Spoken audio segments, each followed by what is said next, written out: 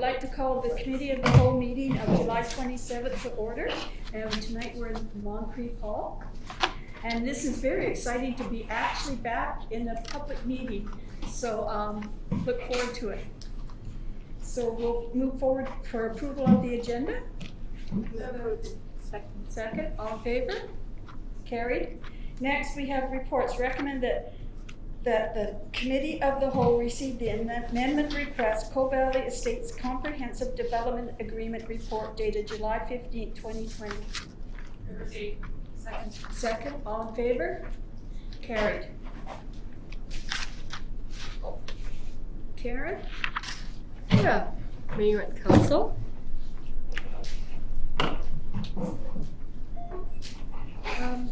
So you have before you a report on the amendment request by Coe Valley Estates. The Coe Valley Estates has requested to amend the subdivision and development covenant that's on title of the Coe Valley Estates property. The covenant was originally registered in 2011 as part of the rezoning of the property. Well, you can see the map there, yeah. Except me, I didn't bring my glasses, but.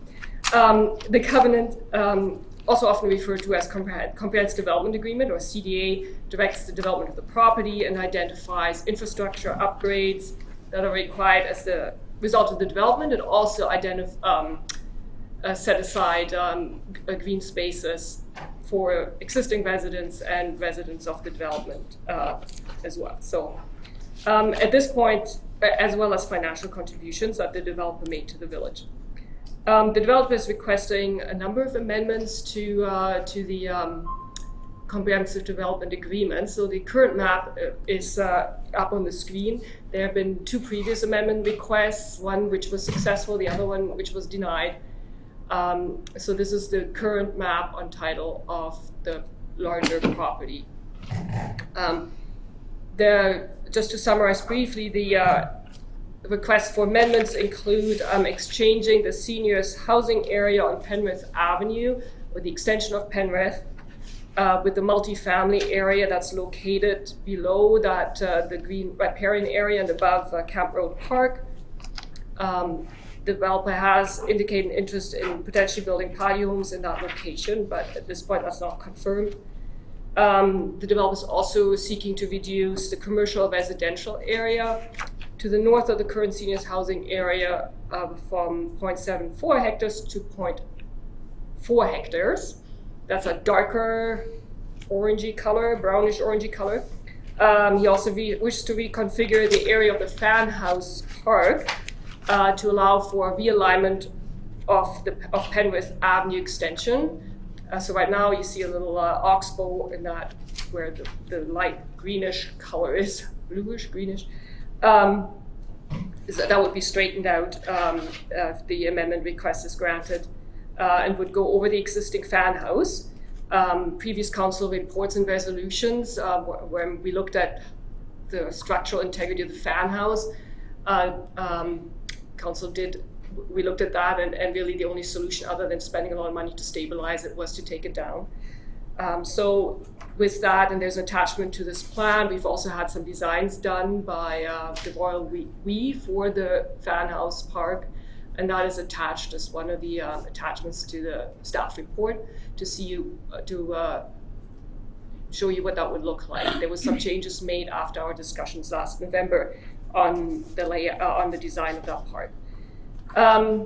The other request is to delete the greenway walkway on the east side of the riparian area. So if you look at that map below, the road that goes into the multi-family area, which is on top of a fairly steep slope, and instead provide a greenway connection from Penrith down on the very west side of the property, southeast corner of the property, down to Penrith Avenue to connect to Camp Road Park.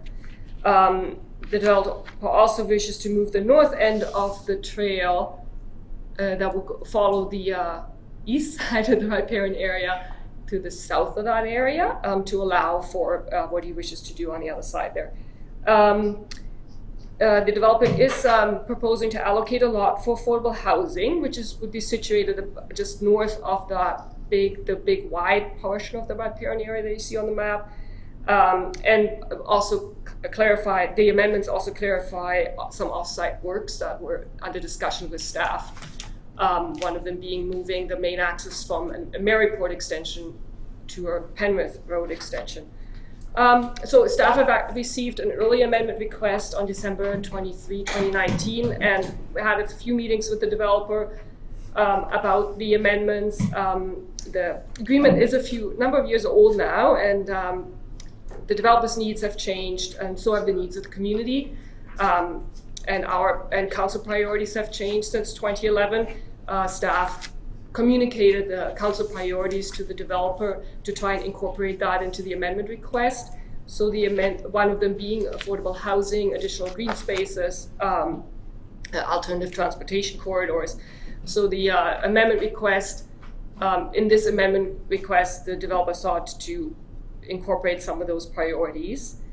So discussions with the developer on the proposed amendments have taken a considerable staff time. Our development procedures bylaw does not have an amendment fee per se. However, previous amendments requests that we've received from Trilogy, council did pass a resolution to charge a fee, which is in your rights. Staff is proposing just similar as a rezoning, a fee similar to rezoning, which would be a similar fee structure as rezoning with a peer review fee and that kind of thing. As well as recovery of legal costs, and that is really to also level the playing field with other development proposals that have come through where we did ask for that, namely, for example, Trilogy. So really at this meeting, we're seeking the Committee of the Whole's, we want to invite the Committee of the Whole to have a discussion on the request itself, but also then provide direction to staff with respect to establishing a fee, seeking recovery of legal costs that have been incurred to date, and also moving forward, and then communicate your priorities to staff for negotiating the amendment request. That's the staff recommendation. Obviously, you have other alternatives. You can deny the request and accept it as it is. You can refer to the APC. You can just ask for additional information before you move forward. So I'm happy to answer any questions. There's a lot more information in the report with respect to each of the amendment requests. And the developer and his project team are also in attendance, so they're also happy to answer questions. Well, thank you very much. Who would like to start? I just wonder how, maybe if we go through each of the requested changes and then we take turns in each rather than, like me, I have a long list.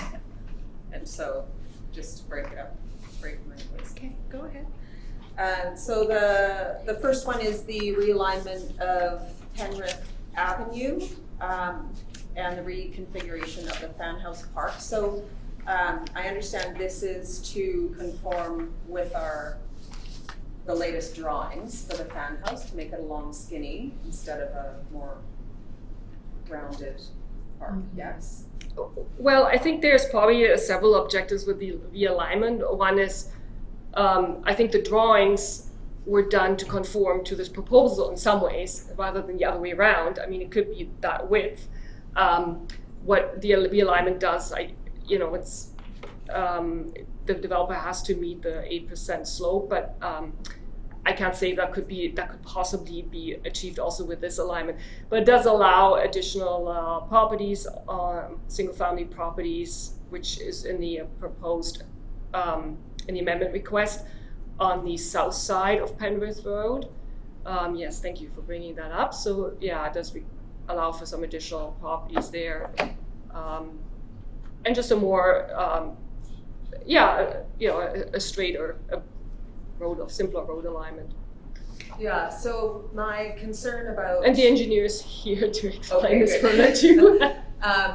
So my concern was straightening, what we know from looking at traffic calming measures and how to build walkable communities is that the curvier the road, the slower the traffic goes, the less dangerous it is. So straightening that road particularly the way it comes out as that straightaway all the way down and then shoots out into through and into yet another residential area. So that makes me a little nervous. I would want to see some kind of traffic calming along that road, so that we don't have a speedway happening there. And then I'm also concerned about raising that road so much that the topography of the site changes dramatically. So there's that big cliff, which is currently unplanted. That was another thing I wanted to talk about in the fan house design. We didn't talk about that slope being planted, and so at this point it's quite unstable, and so planting some native vegetation or trees in that rubble somehow to stabilize the slope and just provide a nicer backdrop to the park would be nice. But bringing that whole thing up essentially provides a different, it helps the slope but makes the park quite different. So that would be my comments on that. I'm going to comment on the fan house because that was one of the ones that I wanted to put on the table. Is I really think that we're missing the park here, and I would like to see a community park situated on one piece of probably by the multifamily, instead of this fan house project here, and then take the fan house, all the things that we planned for the fan house, put it into the community park so that parents, when they're there watching their kids, have somewhere to sit and to meet and greet each other. I think there's a real need for children to be playing in a park area setting, and I think it would be appropriate to have it on a piece of flat land that is already cleared for a park. I know the fan house has been an issue since we started this, and it's gone. It's going to be gone. And what the park that we have presented by the consultants was to take the cement and put it into benches, and that can virtually be placed anywhere. It doesn't have to be put in that area. I'm not sure if that would solve the issue or straighten the road too much, but I like the idea of putting in things to slow people down, traffic calming areas. And it's just an idea that I thought that might work to get a flat area, a park for the kids.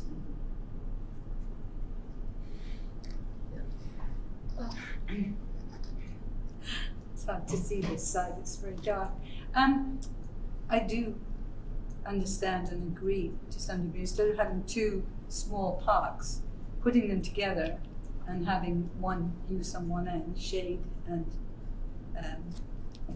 heritage, and then a grassy area is a good idea. I'm curious about when we're below that community park, the big green thing, the dotted lines leading out Penrith continues. What does that mean? Does that mean the road isn't going to continue? The Penrith down in the bottom. Oh, right. You mean the turn off from Penrith Road heading south? Dotted purple. Yes. Yeah. What does that mean? This is the boundary for the seniors. Oh. Okay. Seniors. How do you do this? The road goes through. You mean this little thing? Yes. Okay. I think it's just at that point the road leaves the property, and this Penrith joins the city road here. Okay. Yeah. So this is just the boundary of the property here. Yeah. And the reason this is discontinued is because this would then, the intent right now is that this could possibly be a strata and then be a strata road. And one more question, that I have many questions too. If the multifamily in the seniors area were to flip, then the orangey area to the southwest would be seniors. How far approximately is that furthest western corner of the proposed seniors area from the downtown? It seems to me it's quite a bit, because that fork in the greenway, the bottom green part with the purple straight line, that road, that little dip downwards at the far southwest corner, that's quite a long ways for seniors to walk. I'm just wondering if anybody knows how long that would take. Longer. If I may just to explain a little bit about the seniors area, I don't know how long it would take. It would take a little longer, yes. Also, it really is up to council to consider the importance of the location of the seniors area. Like I said, the amendment was passed. The covenant was registered on property in 2011, and at that time, I think there was a number of different people around this table. But also, so the seniors area, there's to be an agreement on title that it be 55 plus.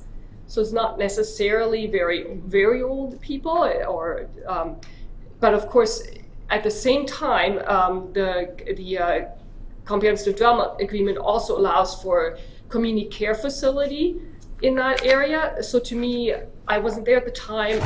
That may suggest that the idea was aging in place. So you move into the place at 55, and you stay there until until the end. So, or until you can't be on your own anymore at all. But so if that, things change. So if that's still the consideration, then perhaps the closer location is more appropriate. Whether we get a community care facility there or not, we don't know. The other location certainly is a little bit further away. So to make that work for the village, I guess you can see whether a better connectivity with the trail system, more accessible trail system via the Camp Road Greenway would be a good way to make that potentially more accessible. So it's not hugely further, but it's a little bit further for sure. Yeah. Yes. Going with the theme of addressing each request individually, so I also have lots of notes. But can we go back to the map that was approved in 2017? Can you see as the road goes down through the greenway, that bulge, and that's because the waterway actually comes down from higher up there, and so they're proposing also that's a multifamily area.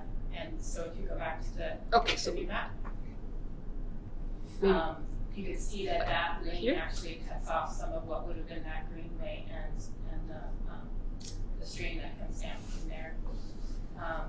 They would have to do, as they said in the report, blasting and filling there, which I think would present a risk to the wetland. Also, that's now single family there in front of that bulge, so that would also reduce the amount of multifamily that we had proposed, which I don't agree with. And I'm just not sure why we would have a lane there at all. We talked later about access from Kendall on the end of that, and I don't think that's proper access and egress, and I think there'd be issues with that. Maybe if we do what Eric proposed and move the park, we could move the road over and still have multifamily area there without threatening the wetlands so much.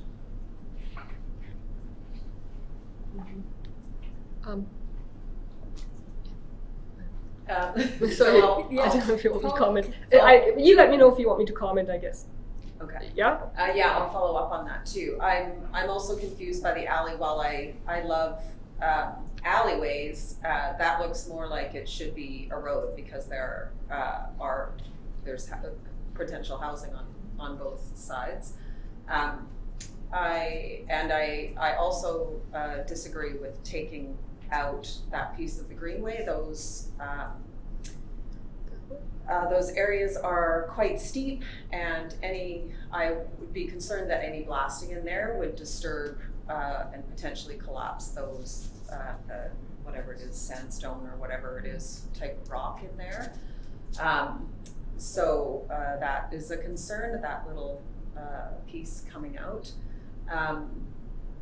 And then where the road is, since we're looking at this map, where the road comes out to go into the multifamily area, should that road happen, we would have to ensure that that wetland was actually properly culverted and everything to connect. Okay.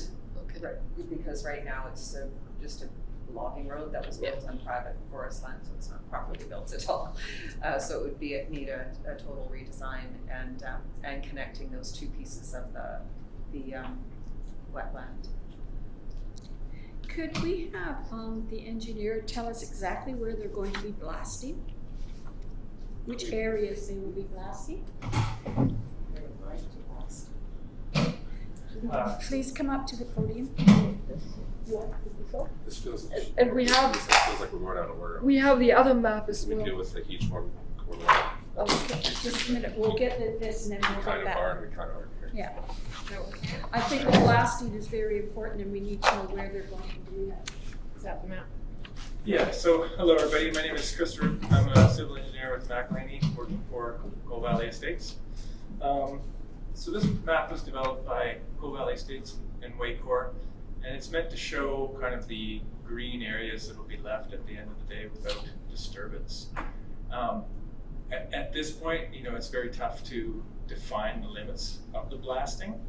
What we do know is the road corridors, which will require services, are going to need in some areas definitely some disturbance and removal of rock in order to get in the services, the water pipes, the sanitary pipes, the storm pipes, and to create grades conducive to roads which meet your bylaw requirements as far as curve radiuses and longitudinal grades.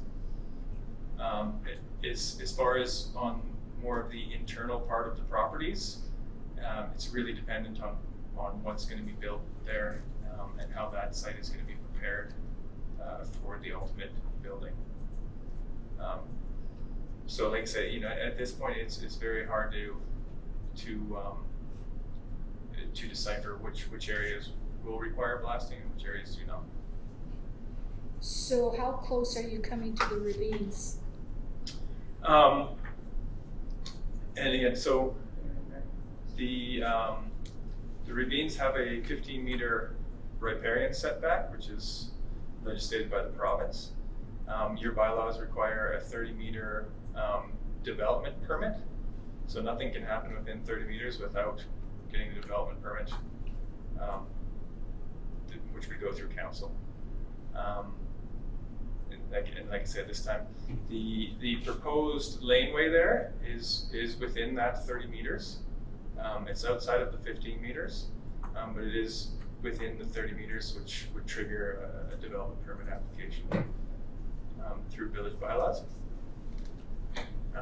As far as site preparation of that road, we haven't gone far enough to figure out the grades in there and how much land disturbance would be required to construct that laneway. The purpose of that laneway, if I may, while we're kind of on it, it was developed in discussions with village staff and public works, and the idea there was to provide secondary fire access from what was proposed multifamily site here, so that they would have a secondary access out of this site at the bottom, and also to provide laneway access to the houses on Penrith, so that all of these houses on this side of Penrith would only be accessible off the back. So coming up through the corridor there, we wouldn't have driveways on that side of the street there. Okay, thank you. More Go ahead. Well, he's up there. So that little patch of multifamily that you referenced, how many people is that? This one here, Yeah. Was it 110? 110 So we have 110 people plus all Units. those other houses. Three months. Units, I think. Units. units. So potentially 220 vehicles, plus the units on the other side, which is whatever, 10 or 15, looks like. That's single family. All using that laneway as their access in and out? No, the multifamily building here would be accessed off of the road, so the Oh, Kendall off the cul-de-sac. ends in the Okay. cul-de-sac bulb, and that would be the main entrance Okay. for this building. Yeah. The lane would just be more of an emergency access for the multifamily building, but would be the primary access for the single-family houses, or the only access. Okay, and then when you're looking at your 15 meter or 30 meter, you're doing that from the center of the riparian area or from the cliff edge? And no, it's from the present natural boundary, which is determined by the biologist. Typically, the present natural boundary is kind of the high water mark. High water mark up inside the ravine. So the slope going out is calculated into the calculation. Yes? Yeah, kind of the edge of the high water mark gets delineated by the biologist, and then they set the setback based on the raw requirements. In this case, it's been set at a 15-meter setback. The current CDA has a 15-meter setback on the bottom piece here. And when the CDA was developed, the 15-meter setback was dedicated to the village, and then another 30-meter was put on it there as a green area. And the 30 meters, I thought I read somewhere in here that the 30 meters goes from the cliff top back. Yeah, I mean, generally the high water mark is kind of at the edge of the cliff, but it's not necessarily. The riparian area regulation is if the ravine is wider than 60 meters, then it's only 10 meters from the top of the ravine. If it's narrower than 60 meters, then it's 30 meters from the top of the ravine. Okay, and it would be narrower in most of the places. Most of the area. Yeah, it varies, yeah. Okay, thank you. Does anybody else have any questions concerning the blasting? No, but I'd like to go back to the. Yeah, I'm going to now. Okay, thank you very much. Okay, Councilor Kettler. Oh, yeah, as far as the Penrith Avenue configuration, and resulting. Yes, okay. Yeah, just some comments. I agree with the mayor that the fan house has been totally destroyed from day one, which I think is in bad faith from the developer. So I'm not very impressed with that, but we have nothing to do but basically destroy it and figure something else better. So I like the mayor's suggestion of putting the two parks together as a more useful park than the Soul Park appears to be. Further to the Maryport extension, I actually live right at the corner of Maryport and Penrith there, and I can't imagine cars coming down there at 30 or 40 or 50 kilometers and then hanging out left. I'd almost like to see that road Maryport dead-ended for safety's sake, because I can't imagine making that turn at any speed really. So that's another suggestion I'd like to make.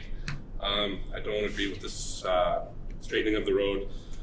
Kendall's a nightmare as it goes, and the only thing that would slow it down is possibly curving the road, so I do not support any straightening of the road.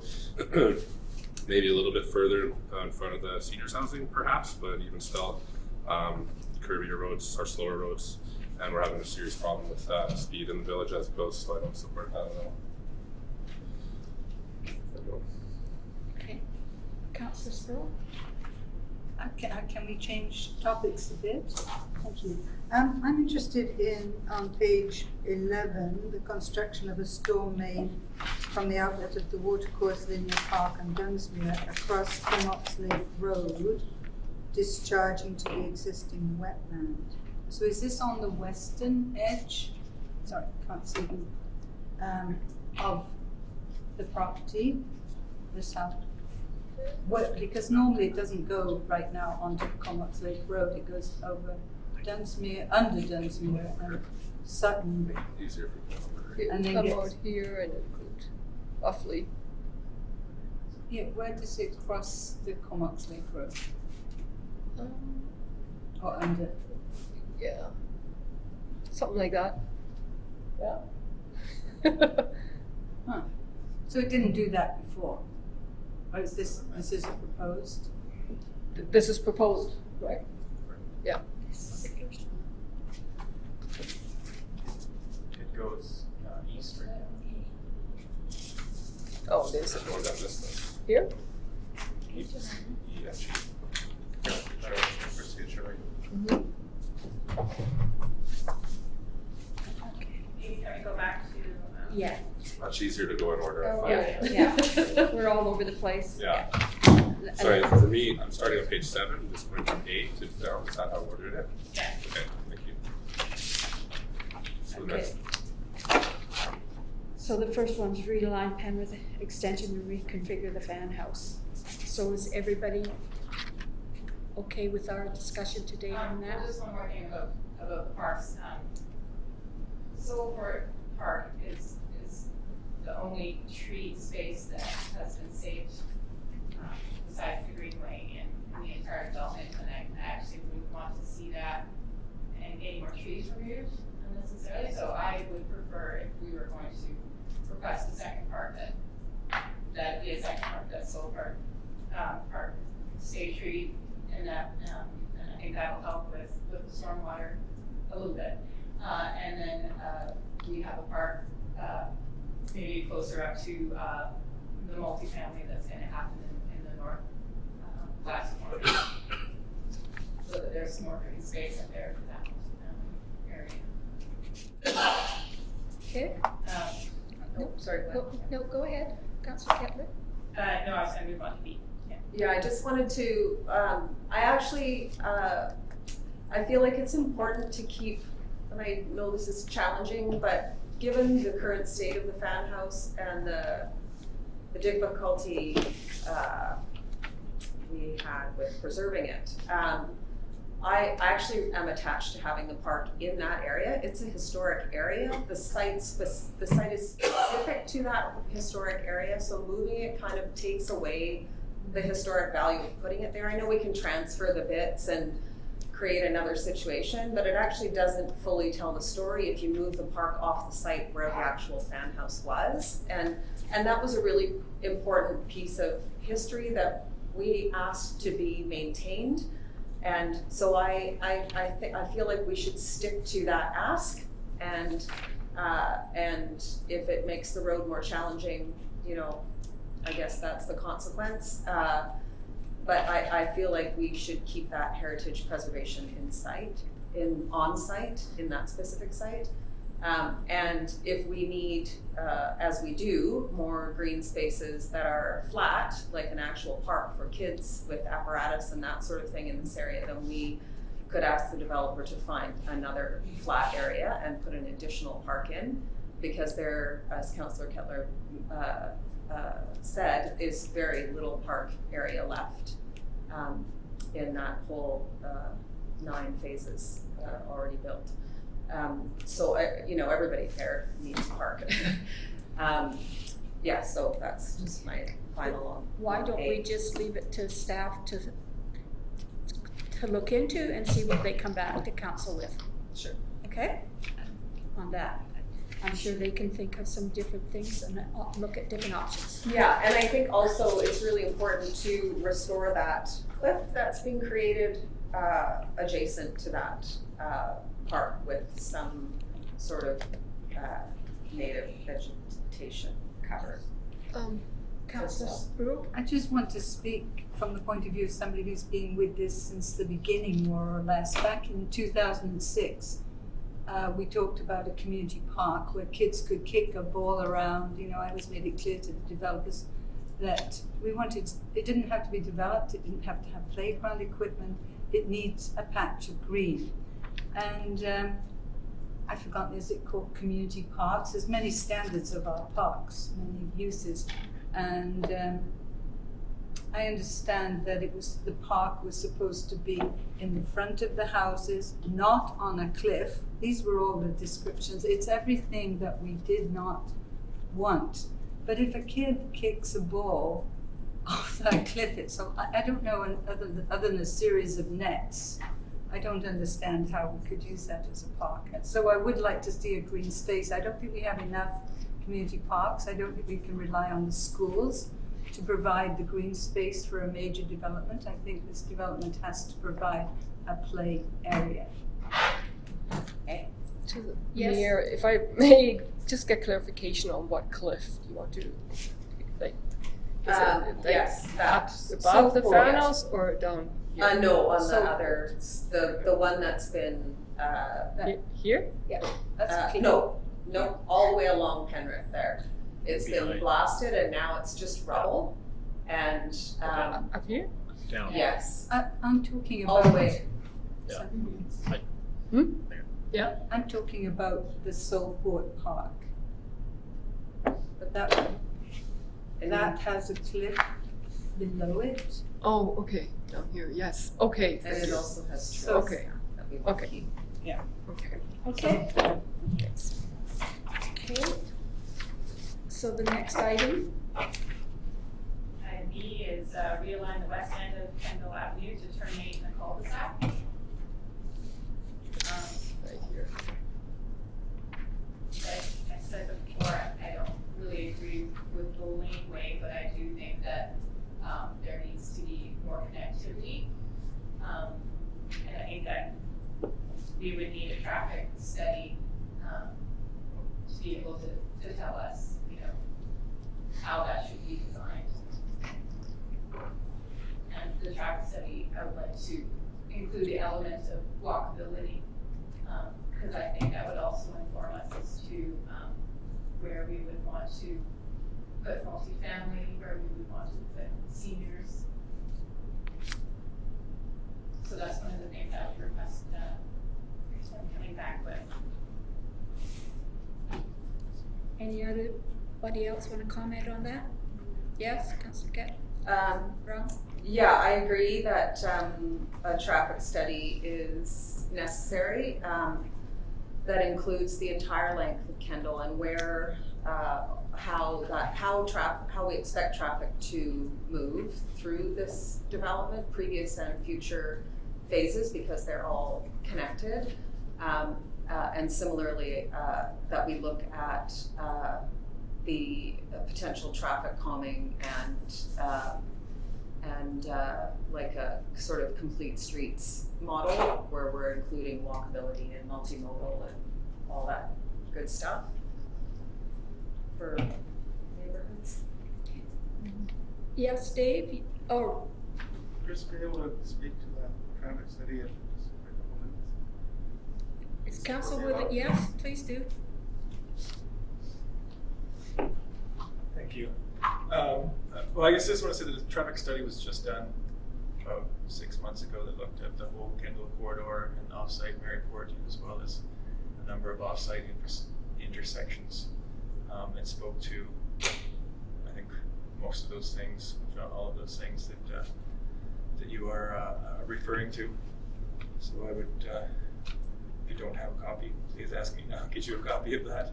Yes, we would all like to see that. To read through there, staff definitely has a copy of that. In part of that, I guess if I could just take a second to talk about the curvature of the road there. The oxbow there was actually softened to be more in line with village bylaws to meet the minimum radius of curve there. That one that's shown here still doesn't meet your bylaws, but it's much closer to your bylaws. Your bylaw sets out minimum curvature radius of roads based on the classification of road. So the thought there was that the traffic calming would be done with the width of the road, not having driveways on the west side of Penrith there. With the lane access allows us to also not have to have any parking there, so we can shrink that width of asphalt. So instead of having 9, 10, 11, 12 meters of asphalt, we can get it down to 7, 8 meters of asphalt through there, and that really helps to calm things down. As you probably know, driving down a narrow road slows people down. That curb bulbs around the intersection there, which has been the standard for the last couple of phases from Public Works, is to have the bump outs at the crosswalks there. I asked if the traffic study included future development, and if so, did it include the multifamily where you're proposing it, or how it was proposed in 2017? Did it also include the affordable housing complex with the 110 people that is proposed? I have to go back and look, but the 110 unit there, I believe, was incorporated right into it because that was known at the time, or assumed to be going in there at the time.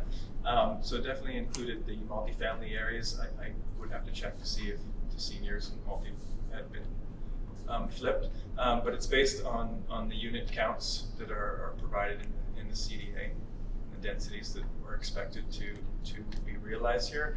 And then it also includes, background increases in the rest of the village as And well. did it speak to walkability, or was it just car-centric study? No, it speaks to walkability as well, and maybe I'll take this chance just to clarify that dashed line on the east side where Penrith continues. Yeah, that dash line. The intent of that dash line is kind of a trade for. We haven't got there yet, but in deleting the trail that goes on the east side of the greenway because it's quite steep along there. What's proposed is a 3-meter wide multi-use path that comes up, connects to the greenway there, and then runs all the way up Penrith, all the way out the north of the property. So all the way up there and through, and then there's a right-of-way right there which has some utilities in it that would go out. So this is a 3-meter wide asphalt meandering path that goes up through there, and that's the intent of that is to increase walkability and bike traffic. So that path would replace what normally would be a sidewalk, Yes. but it's not intended to replace the trail within the greenway that currently follows along the cliff. It is. It is intended to replace the southern half of the trail within the greenway because it's quite steep and cliffy there, and honestly, I don't think the path could be constructed there. It's not intended to replace the path on the north side of the greenway. What we requested there is to move it from the northeast side to the southwest side where there is already currently a trail, and to try and work with the existing trail to develop the existing trail there, as opposed to instate a new trail on the So north it's side. too steep to build a trail there, but not steep enough to blast there. There's no blasting. No blasting for that road is going to affect that area. For the road that goes across? No, that's an existing old forestry road that goes across there. So it's, and that's why the crossing is there, is because there's an existing, I wouldn't call it a bridge, but a log structure that somewhat allows vehicles to drive across and water to pass underneath. So the intent is to formalize that existing crossing. Do you want any further direction?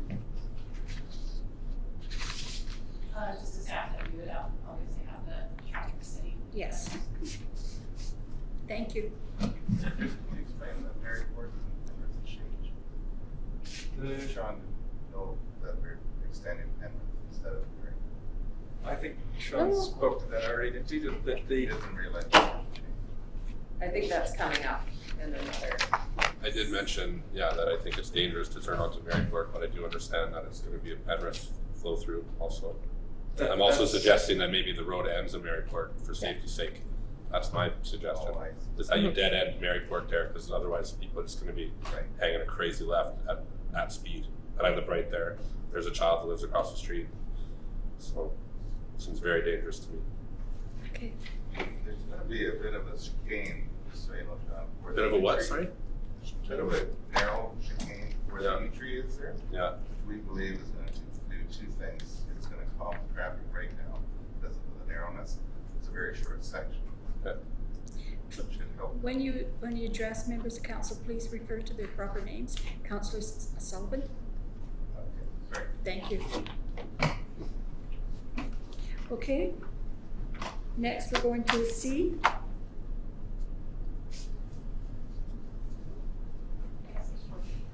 Yes.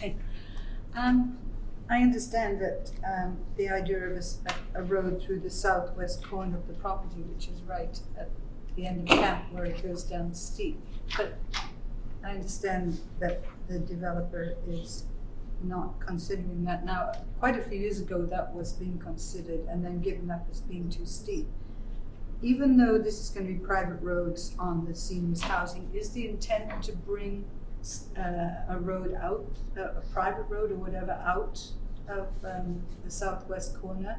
Or is the ingress into the seniors' housing going to be only off Penrith?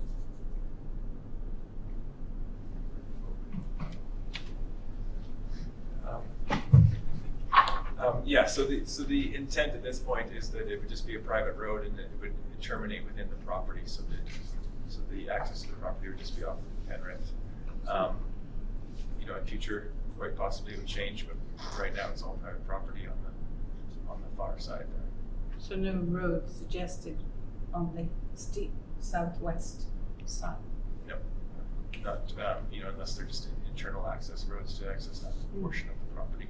The only connection to the western property is at the north end there. Any discussion?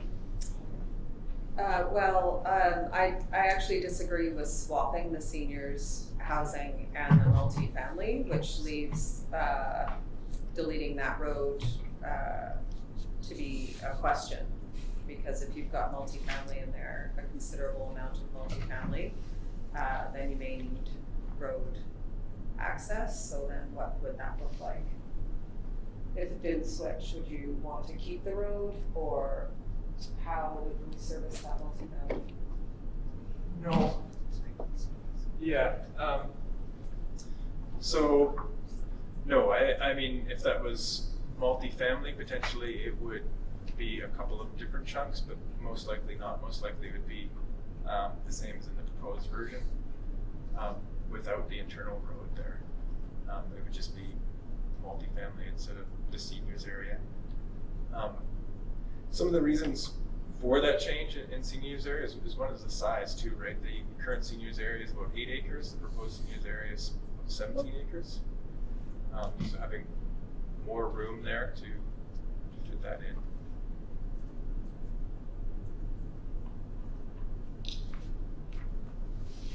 Yeah, I also don't agree with, the proposed development for the seniors area. Deleting the road sounds to me like it's going to be a gated community.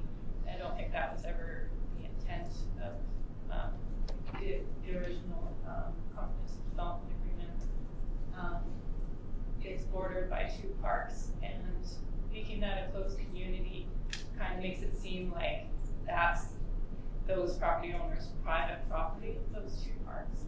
And I don't think that's fair to the rest of the village. I think that it should be a public access road all through there. We want an integrated community. We don't want people isolated. And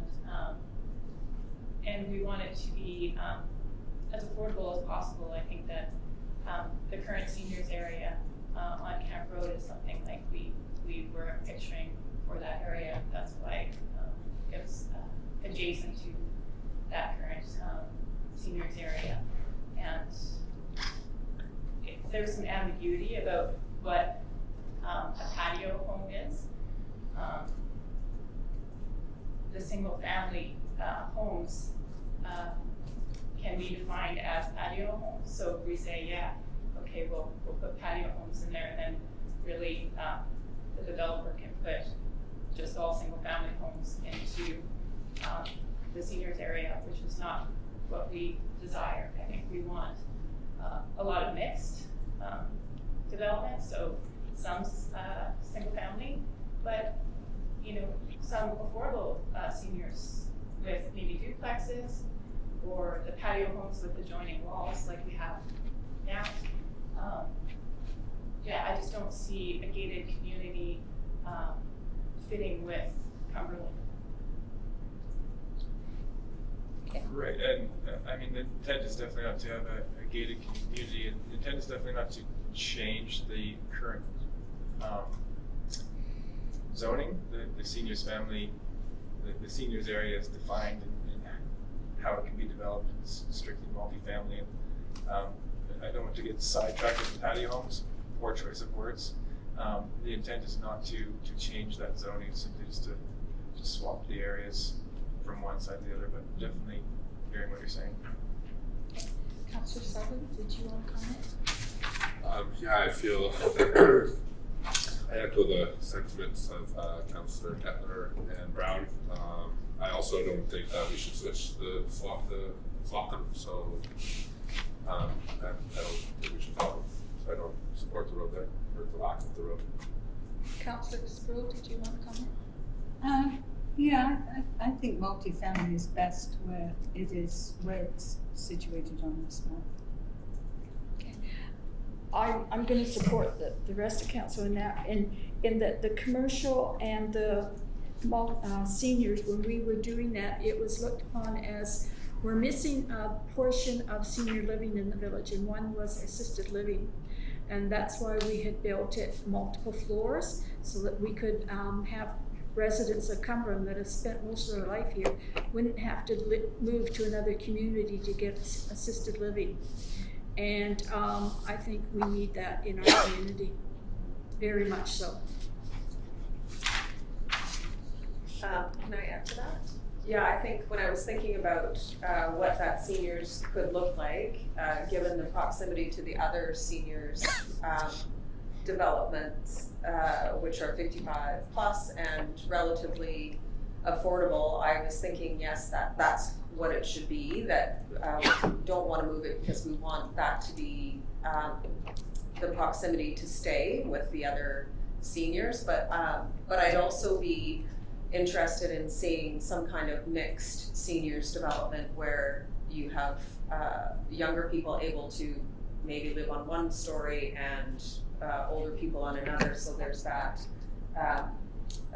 sense of community for them, so that it's not just old people trying to help, or whatever the proper term for older people is, to help each other, but that there are some strong young people also available to help each other, and just and maybe some kids around, so that they're also interested in just building community there. So happy to have a conversation about that. And I also like the idea of more assisted living. And when we talked about the commercial component to that, it was because of the Union Square and Centennial Place, we thought it would be very easy to cater to the seniors and have services there that they could enjoy. And that was the whole thought behind that. Okay, anybody else? Okay. Next, D. He is Adeline from the new cul-de-sac fold at the west end of Kendall to connect to the new road leading to the south of the corner of the property. As I said, I still have concerns about that road cutting into the greenway, and it's having all the driveways leading onto the laneway as opposed to a road. It doesn't really make sense to me, and I still think that we are going to end up with a lot of really difficult traffic issues that wouldn't be serviced properly by the lanes. Anyone else? To me and Council, just one additional clarification. So the lane, as Chris identified, does provide some emergency access for the multifamily. So we do have a development proposal in for this site, which hasn't been, which we haven't been able to process because we're waiting for the CDA amendment to go through, because that area is also going to change a little bit, the multifamilies, to fit that development. And you earlier said affordable rental housing. That's not, it's just rental housing, just to clarify. And not to be, so if that goes in the views, the parking lot as it is currently designed, the parking lot is on this side, and the apartment building or apartment block is on this side. So the one benefit of the lane is if there is to be a single family down this way, then the folks living in the apartment building aren't looking into backyards, they're looking into front yards.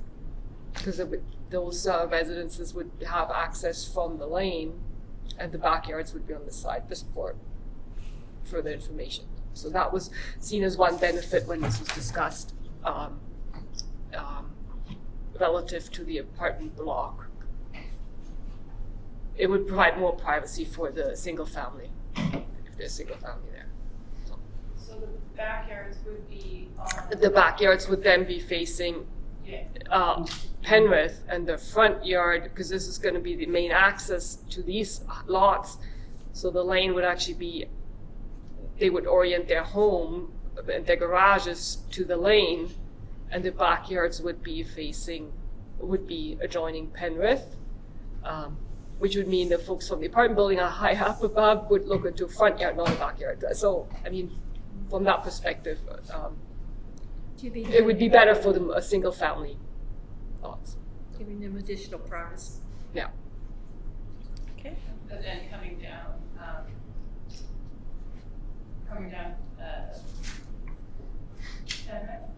then you would be looking at a bunch of fences along that side. Yes, certainly is one concern. What would we be looking at? And I suppose, I mean, there's ways to deal with that potentially. Well, yeah, they could have a 2-meter high fence. That's one. Currently, we have an application for lock block walls above the fan house park, because the yard actually goes to the top of the cliff. People want to gain some rear yard space, so they're putting lock blocks there. So yeah, I mean, what that would look like from Penrith could be a potential concern. You could potentially put a covenant on there to prevent lock blocks.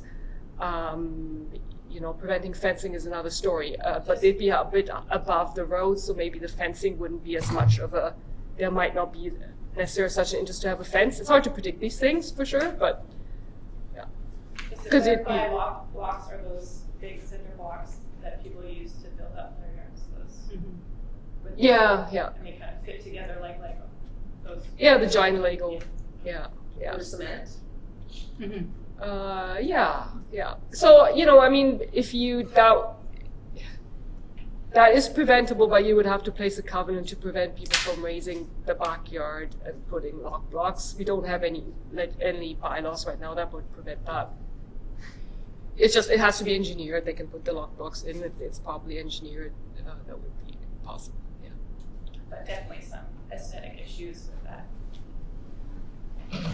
And then also in terms of food security, if you're putting your front yard on your south side, then that's where you're growing your food, is on that front side facing the alley. If that's your front yard, that's going to be not the setback that you would likely need for having a garden or that sort of thing, and that would happen in your backyard, which would be shaded probably from your house. So it's hard to imagine without seeing the and just looking at the contour lines too. It's challenging to understand how that's going to work with the parking going right up to like what looks like a cliff face. Dave, you had a comment. Yeah, I was just going to comment on that. Please come up. Sorry. The intent of doing this, and it's only a 7-meter wide alley that comes from the cul-de-sac. The intent was to possibly have one-way traffic for just some single-family homes. And that would strictly be for their sole use. And the idea was to keep the houses up quite a bit higher on them lots because of the terrain that they were having to build on. With the idea that if we didn't have driveways at the bottom, we could look at possibly a small covenant, having them leave the trees at the bottom of the lots, creating that buffer. And the 3-meter wide walkway with road sign. And the terrain, I don't believe, is going to allow them to build big high walls. It's too steep. The advantage of coming off the 7-meter road is that they can somewhat maintain a bit of a view from the top, but I don't believe they'll really have your traditional backyard like you see in most places. And a small covenant there to keep the trees in place would somewhat protect that public fence and so forth. So is that on the topographical, the map with the topographical lines on page 21? There's a little I asked them to green put a little space green. there. And That's what that is? That was the intent, keep some privacy there. Plus, I don't believe that that is going to be usable property for the landowner. So why not leave a little strip of green there and it stays in its tree form. We've done the same with the apartment builder that wants to go on the top. He requires 3 acres, but we've actually allowed him to take 4, and because one of those acres will be left in green. With the existing trees They that are just- there yeah. now. Oh, Yeah. absolutely. Yes. We've done that with most of the lots here. Sorry, Jess. Yeah. Is that what you're talking about, that lower? Yes. Yeah, they require 3 acres, but because of the terrain off the back side is quite steep, we actually said we would not charge you for that extra acre, but we're going to give you 4 acres here to allow that to stay in green, the way it stands now. And so where were you talking about keeping the trees? On the back, on the west side of that apartment building area, Of yes, Penrith. right in there. It's a slope, I think, too. Rachel, do you It's have the quite- map by chance? Most of this area that we're now wanting to go into is quite challenging with its profiles. It's tough to believe that we can find flat land for a park or whatever. It's very challenging. To give you an example, when we bought the land originally, we had 125 acres. We, in green space and parklands, donated 20 of them before we knew what we were even going to build in this area. You mean the ravine? The ravine. Some of it was green space, and some was such as the orchard and other park areas that we donated. But the area you're proposing to keep the trees is the area you said that you would donate as All- affordable housing.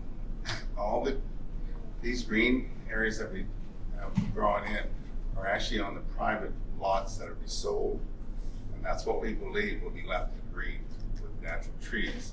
It's only the footprint of where the buildings go that we have to actually do some blasting. The roads, the way they are now, will not require any blasting. And the parking area? Wherever the footprint of the building and this parking area that they need to build on will require some blasting. We figure, I mean, it's just the footprint of the actual building site. And we're looking at probably about a 3-meter corridor of blasting that we'll have to do to have the pipes be able to run through the rock. And is there a way, maybe a question for Chris, to do that by adding versus blasting, given that that parking area butts right up against quite a steep slope, in fact, more like a cliff, and so blasting up there may not be the best idea? Well, because of the profiles, I mean, it's up and down. You'd never build anything there without having to have some form of flat ground. It just would be totally impossible. May I ask? Yes, Councillor. Yes. Under D, where we still are, I still am confused. It says add a lane from the new cul-de-sac bulb at the west end of Kendall to connect to a new road leading to the southwest corner of the property. Yeah, that's that That's 7-meter road that we're talking about there for the single families, going from the top where the proposed cul-de-sac would be for the apartment, 7 meters down to the adjoining road that comes into the holding site in the corner. And where does the road go? That was it? It would Oh, just, so- it'd just be a one directional traffic for them single family homes. Okay, Councillor Kaler. Yeah, so looking at the contour lines, it looks like, so the current apartment or multifamily you have there, there's a cliff. And then On the backside, yes. Yeah, and then it comes back up into a peak where the proposed affordable housing would go. There is, out of that 3 acres that we feel that we can fit some affordable housing, there's about 1.5 acres that we believe we can establish housing on. So And- there again, there's gonna be a surplus of trees that should hopefully stay behind. And that would likely require blasting too, just looking No, at the not contours. there. No? It's down low. And that's the road coming off the bulb there. So our hope is, where we do have to take blast for the building sites in some of the other areas, we'll have surplus rock that we can actually create the real estate that will be needed for the affordable housing. And where would you see the access and egress for the affordable housing? For the affordable housing, it would come out on that 7-meter road right away there. There's a narrow corridor that we believe we can join that up. So that the housing would actually be back in the open area with a small corridor road coming out to that 7-meter road. Through also, that's a super steep slope there too, right? Not where the road would come, no, it's very flat on the bottom there, Where actually. you can see the contour lines, that's obviously. That cross the road, yeah. Yeah, To get out of that area, yeah. and same with the bottom where that 7-meter road, I don't believe we'd even have to blast them, and we could use hydraulic breakers. It's not going to be that much rock to create that. And it does get quite flat on the bottom where fill, I think, will be required more so than blasting. Okay. Any further questions? Well, just a couple comments. This is one of the things I actually don't mind as much, other than the fact that it's cutting off some of the riparian and so on. But I can't help but feel that by creating privacy, by having the back end face onto Penrith, and just having a big row of fences, that just turns into a raceway. That's just one of the, just imagining driving down Kendall and changing it all to 1.5 fencing. I imagine people would just speed even more. So a little bit of difficulty with that, although I do like the safety aspects of coming in and out of there for the fire and stuff like that. Yeah, it's just a comment about the back fence. I don't know if it has. The covenant would take care of, at least some of the trees in the bottom. On that side, we still have that 3-meter walkway that we're going to be putting into, and then a small covenant of leaving the existing trees to create that buffer. And as far as I know what you're saying about the idea of cars possibly coming down at a fairly high rate of speed. Where the yew tree is at the bottom, we have quite a narrow corridor they have to go through there, and that is going to work like a chicane where they will slow the traffic flow. I don't believe, and we've had to build it up substantially to create that 8% grade.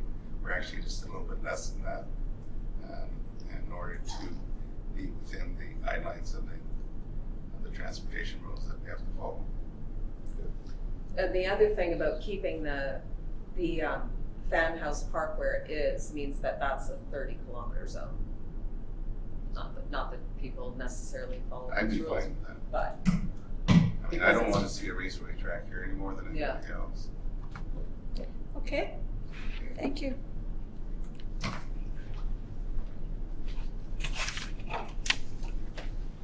Number E, So relocate the southern portion of the proposed greenway walkway from the northeast edge of the recreation area to the Penrith Avenue right-of-way, including a connection between the existing path and Penrith Avenue. The connection between the existing path and Penrith is proposed to be 3 meters right-of-way at Penrith, widening to 5 meters right-of-way, halfway through the property and extending to the existing greenway. Note that the northeast edge of the riparian area is quite steep in most places and will not support a walkway. Further, the proposed realignment will create a connection to future development to the north. any comments? Yep. So there actually is a lovely little pathway that goes right along the top of that ravine. I'm not sure if we need to, I think we just need to preserve that space versus move it, but I'm not, if maybe somebody can just show on the map what the movement is, like what you're actually asking for. 'Cause I think I can a lot of probably words do that- that. Yeah. Can we maybe go back to the amendment request map, or, yeah, sure, that was good, yeah, sure. So, Oh, I see. It's better on that map. yeah, so the idea is, sorry, I keep pointing right at this platform. It's funny. So the proposal is the original map shows a proposed walkway greenway up top here, and the challenge we have is we don't exactly know where that was to be. You know, it's hard sometimes to know where the dots are on are on the ground. So really, I mean, we have talked about potentially getting the developer to GPS that, because we don't really know and put on air photo. It's really hard.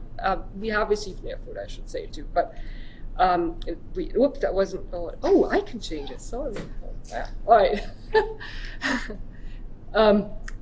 So the proposal is to eliminate this, and yeah, I have followed this too. There's also a little walkway that goes actually into the ravine. Yeah. And replace it with a walkway here, which the Parks and Greenways plan does identify a desired connection here. It would allow the residents who live here to connect over to the Cambro Greenway, connect through here, right, and further into the forest. So it is a nice connection. We have had discussions about the width of this.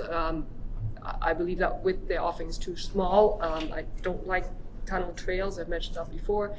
But so that's a proposed swap. The other one was that instead of having proposed walkway up here, is to have it on the south side. And again, there's a walkway already. We just don't know right now if it actually is all of it is within the riparian area, or I believe that at the beginning it is, and then I probably exit. So we do need a bit more clarity on what's there already. But if it's not there, then it could also be built. It's just we have to make sure that we'd have to make sure we can get a trail in there. I believe we probably could, because there's also a slope, and you're quite a bit above the riparian area. But yeah, for sure, it would be actually helpful to have that mapped. Yeah, in relation to the boundaries of the existing park. That's one of the things I wanted to ask for, actually, is for that all the maps we see for this area have topographical lines on them, and that the map, because the map cuts off there, it's challenging to see the bigger context. So I'd love to see like a Google view of the actual land as it is. I don't know what that mapping system needs to be, so that we can see it within a bigger context. Because when you go and walk in there, it's a little bit disorienting, because there's a ravine, and then there's an up, and then there's another ravine, and you're not sure which ravine you're in and which watercourse and where the property lines are. So I'm not sure what that mapping entails, but if you guys have that already, or if we could see a better contextualized. I think it's possible to put this on an air photo. Yeah, an aerial photograph, right? Topographical lines. I think Chris already did that when we looked at the subdivision plan, or we could possibly do it for these lines. Yeah, the issue is the air photo is not that accurate. Most of the available air photos have been photo rectified, so It's they're always taken from below. not directly overhead. They're taken from actually quite a long ways away, and so when you actually lay them on there, you can't get everything to line up. So you're still got a buffer there. So what is that, so we'd have to GPS it? We'd have to have someone go in and survey the whole thing? If I can touch on that just a sec. When we did the trails the first time, Judy and me personally went and walked the whole site. That's the reason we didn't go up that ravine. We decided it was just going to be too dangerous to flip up it. So we actually ribbon every inch of that trails that we put in. And I think that's the only way you're going to get it done properly is actually walk it and see what's there. And then we just map it. And then once we had a little corridor done, back and built way too one. Okay, Councillor Sullivan? Yeah, I just recently walked there last week. It's pretty steep there, but there also, as Councillor mentioned, there is an existing path. I'd like to throw in an audible here. I'd be more interested in seeing both of these trails existing while reducing some of the commercial residential. I'd be interested in trading something like that to keep both trails, and then I'd be into reducing some of the commercial in that regard. Okay, Councillor Clark? Maybe Keller? I think it's pretty hard to discuss when we haven't actually delineated the boundary of the park yet. There are still those flags that you would put in there, but those actually don't meet the provincial regulation in a lot of places for the riparian area. So I think the vial just needs to go back in there. It all needs to be redone. And then we need to see a park plan. You know, this is a very significant park for the village, and I think it needs an actual plan so that we are not just kind of piecemeal, oh, we'll move this there. And we want it to have connectivity, we want it to have the proper protection. So I think it really needs a better all-encompassing plan for this park. Yeah, I think last time we said we want the original council said we want the fan house saved. That meant we want the fan house saved. So we want a park. So yeah, I agree with Councillor Keller. We should have something way more specific drawn out before we just randomly say go ahead. Okay, direction? Okay. Go on to F. We actually already discussed this one. Is there any further discussion on it? Just one more question on the multifamily. So there's two different sections of multifamily, the one up top, and then the one above Camp Road. And there's an area, but not a number of proposed homes. Has it just not come forward yet, or is There's a maximum multifamily units, total. They're not specific to a specific area. The multifamily area, this 592 units. So it's not specific by area, whether that would be at the top or how their units would be fit. So that seems like an awful lot of houses to me, homes. 592, particularly in that area, with no road really access.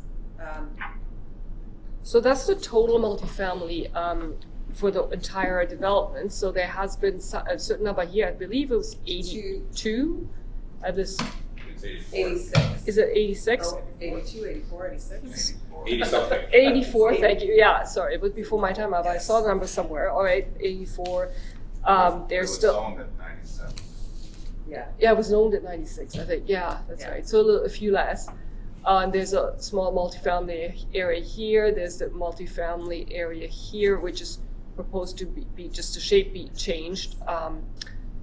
And that the proposal is right now for that is 110 units. So what's left is, it's not entirely 592 units are left, right? It's minus 110, minus the 86, minus whatever might fit here. Okay. And the seniors could be, right now it says seniors will be an apartment. Or it says multi-residential in the CBA under seniors housing. That's 143. 143. Okay, moving along. G, we did talk about the van house. H, reduce the commercial I'd like residential to area. look for G. Okay. 0.09 hectares. What's a layman's amount? What does that look like as a footprint? Where I see it. Like the CRI park is Is it not an like acre? yeah, like an acre. Like we're obviously it's an acre, but It's a little less than an acre, I think. yeah, is that what that is? Well, a hectare is 2.5 acres, yes? 2.2 acres. 2.2. Yeah. It's 0.099 hectares. It's just under 1%. So 0.01, Yeah. 10%. They're gonna come back with a recommendation staff is concerning the fanhouse. No, just talking about the riparian area. Yeah. Yeah, it's basically removing this bump to allow for that access to A back in here and then also up the proposed lane. Yeah, and that, it's hard to, I imagine when the design of that park was initially set, there was a reason there was that bulb there. So I'd want to go back and have a look at what that is, and is, couldn't that alley just make a little turn? Instead of cutting the bulb out, could it align differently somehow there? So we don't lose that bit of park. Yeah, and with G, I would be concerned about reducing that setback to 15 meters and any blasting or works that needs to be done right there.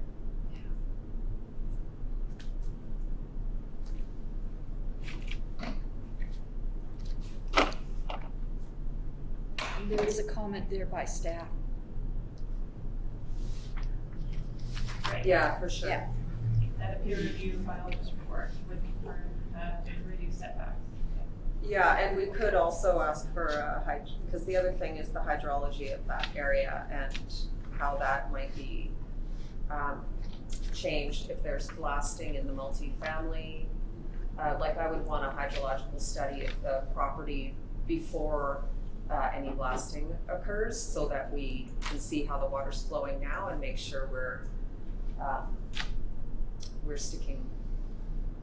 not moving water, changing the direction of water or the amount of water into or out of that wetland. Okay. So H is reduce the commercial residential area down to 0.4 hectares. This reduced commercial area reflects current market interest.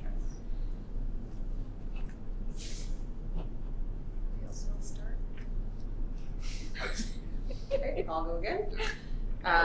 So I'm not in total disagreement with this, particularly if that trade, that 0.3 of a hectare was perhaps built into a park space, green space of some sort, preferably with trees left on it, existing trees.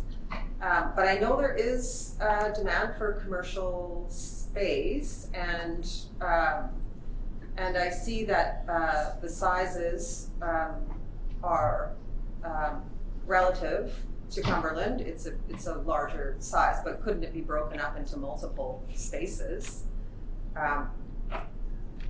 instead of, so that we could have more there? Like maybe there's like a dance studio or something that needs commercial space as well as a little coffee shop or a corner store or whatever. Could we have a comment from our, For me? Yes. I would certainly agree there is demand for commercial space. I think economically one of our inhibitors is we don't have space. We have demand, we don't have space. But again, I also recognize this area where this commercial spot is. It's a bit of an interesting spot. It's disconnected from the rest of our commercial cores. My expectation was this space was originally created to service that area. And so I see spaces like you've acknowledged, coffee shops, community flex, mixed-use space to run Daycare. programs, daycares, childcare space. And I would also recommend that you consider this commercial property in the context of the transportation you're providing around it. You've got a commercial core in the back of a residential area. How are people getting to and from these spaces? How much of a corridor is that road between that commercial space and the rest of our commercial spaces? Is this a feeder is this a road to get people who live there out of town? Is this a road to move traffic and business traffic around the community? So I don't see a big challenge in the way that they create commercial spaces and having reductions in size. I can see, like you mentioned, a group of smaller businesses is more likely. But this is a bigger context. And I know that of speaking to the people up there, having an opportunity for some sort of work space, a coffee shop, a place to take their kids during the day, is something that still is in demand. Okay. Yeah, I'm not totally against reduction of the commercial space, but I think some commercial space there is good.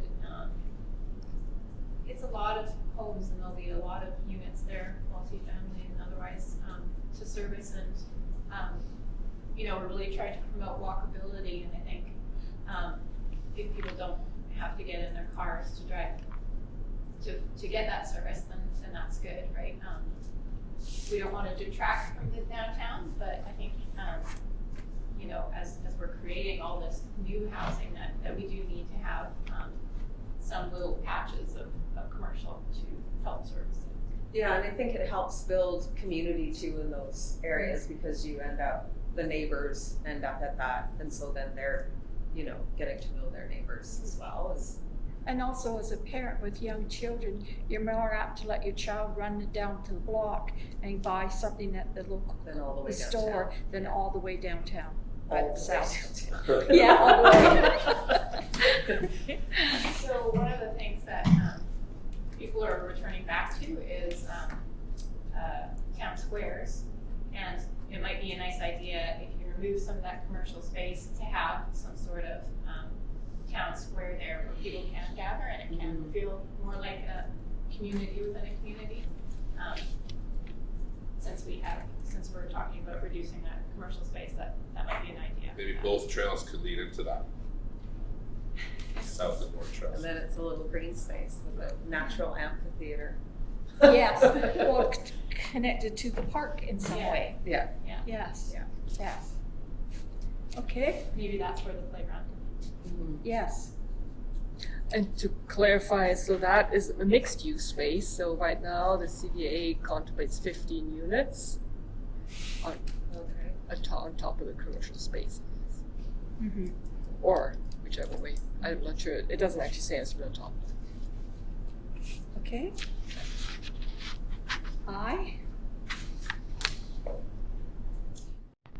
Minor adjustments to the multifamily and single-family areas as shown on the attached CDA sketch.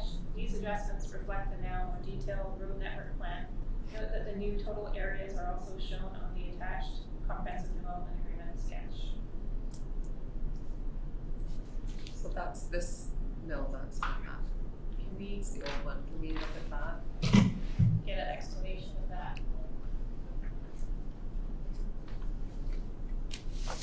Oh, so really, what's changing? Can you switch? Oh, wait, I can switch back. Sorry, I keep forgetting that. Right. What's changing is just creating. You end up in the bulb here, and then you create. It creates a bit more space, but more multifamily here to allow for that proposal that we've received for up top for the rental apartments. So it really it is a fairly small change to that. Yeah, it's south of that, to that area here for multifamily from this So one. it's just the area that would be taken up by the cul-de-sac at the end. No, the adjustment is really, it's changed the shape a little bit of the multifamily. Oh, okay, sorry. Oh, yeah, okay, so yeah, this talks to both, right? So there's it's to accommodate the multifamily site for that rental apartment build that's proposed, and to also but then also at the same time turn this into a single family, which most of it already is. So basically, what you'd be adding is the ones up at the bottom here would turn into single family, and that this gets bulbed out a little bit more to the top to accommodate the proposed rental apartment building. So that's why we said it is fairly small change in area.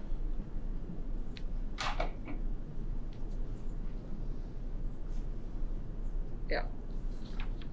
Okay.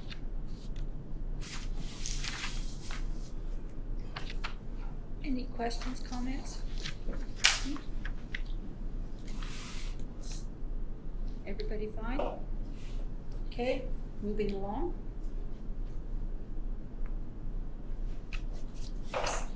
Did you want comments on requested off-site infrastructure improvements? You know, Rob has been quite involved in this, and really we are working on this, and for the most part, I mean, there's good agreement between the Coal Valley State and the operations on what is needed for infrastructure changes.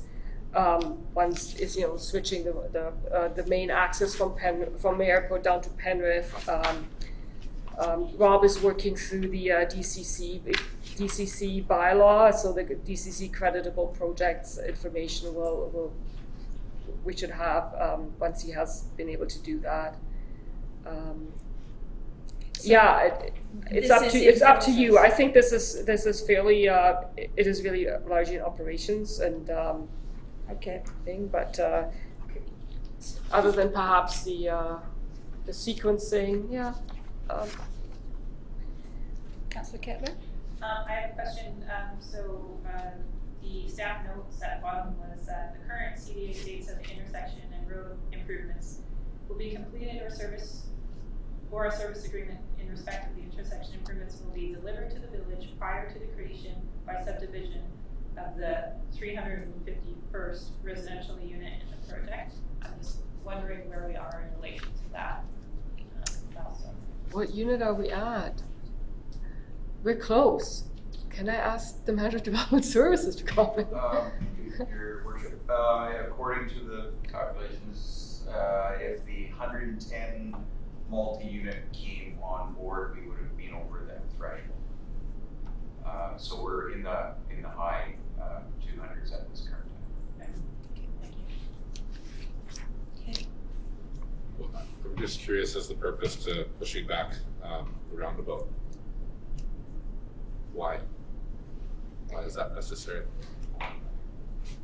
So the sequencing is proposed. Well, one of the things, and I'm not operations, so you can also please ask question of the engineer. But one of the things that is of concern is, of course, you need access. You can't close off access to both ends at the same time. So you have to sequence it somehow.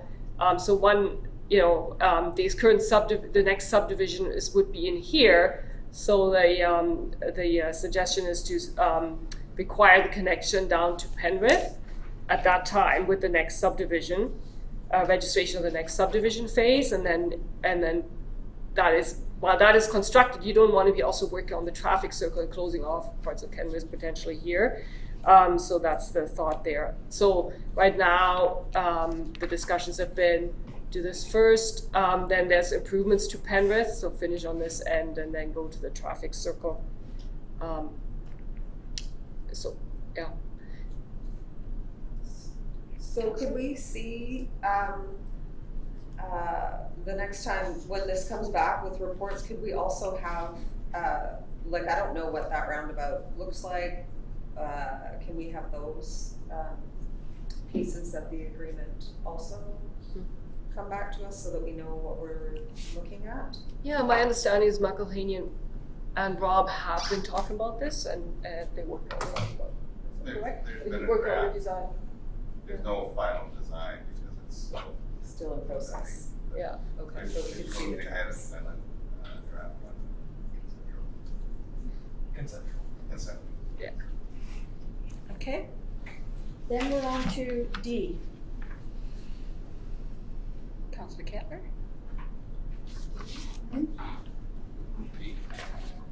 Yeah. Provide the amount and timing of the village's proposed financial contribution to resurfacing sidewalk installation along Penrith Avenue as well as clarity on DCC federal projects. What page are we on again? The bottom 10. 10. Number 10. 10, okay. E, though. Yes. So yeah, again, I'm not sure where that work is happening. Is that outside or inside? Is that the walkway or is it a sidewalk on Penrith as it comes out? And if we're doing a walkway along Penrith, like that multimodal walkway that was shown, then that's going to transfer into a sidewalk when we get to Penrith, or shouldn't we continue the same design shouldn't that design be contiguous, or what's that transition look like? And so is that sidewalk coming on that little piece of Penrith there? Because there's no sidewalks on any of those other streets. I'm just wondering why. Are we doing that? So the idea, this is with D, and perhaps Ken can also jump in here, but or Chris. But the idea is that because we're swapping Maryport, the Penrith for Maryport, and Operations Public Works already did some improvements further up, so we're swapping kind of the improvements and to Penrith.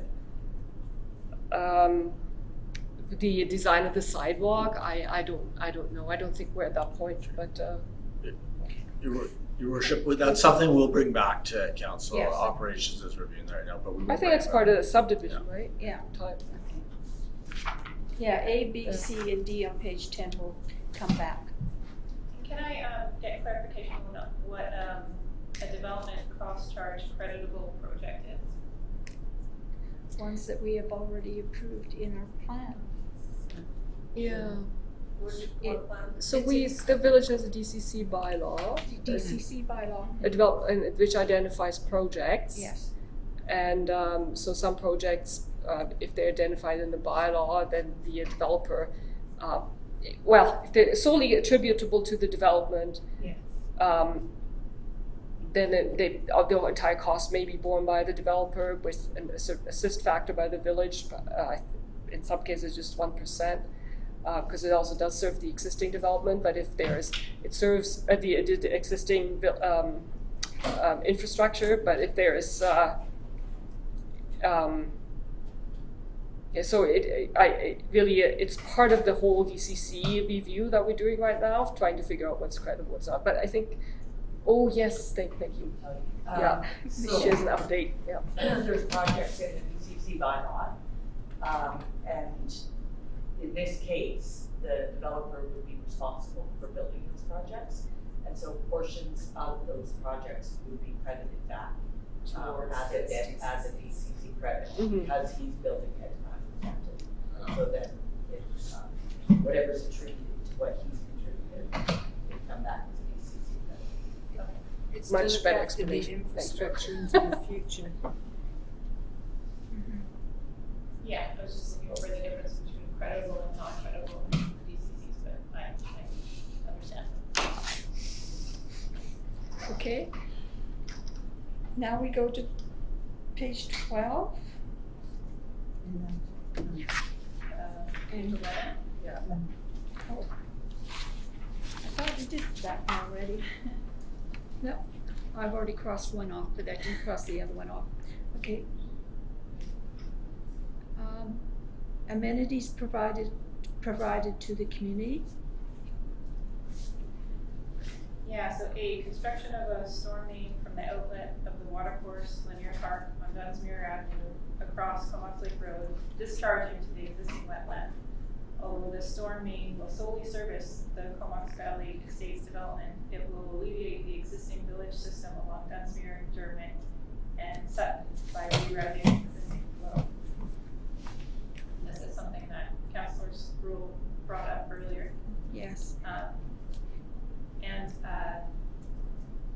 I'm not sure what hydrological studies we've done to date, but it would be nice for council to see that. I feel that we definitely have some storm water management issues. Our storm water management regulation asks that we follow the water balance model so that the post-development lots mimic the pre-development lots as far as infiltration of stormwater.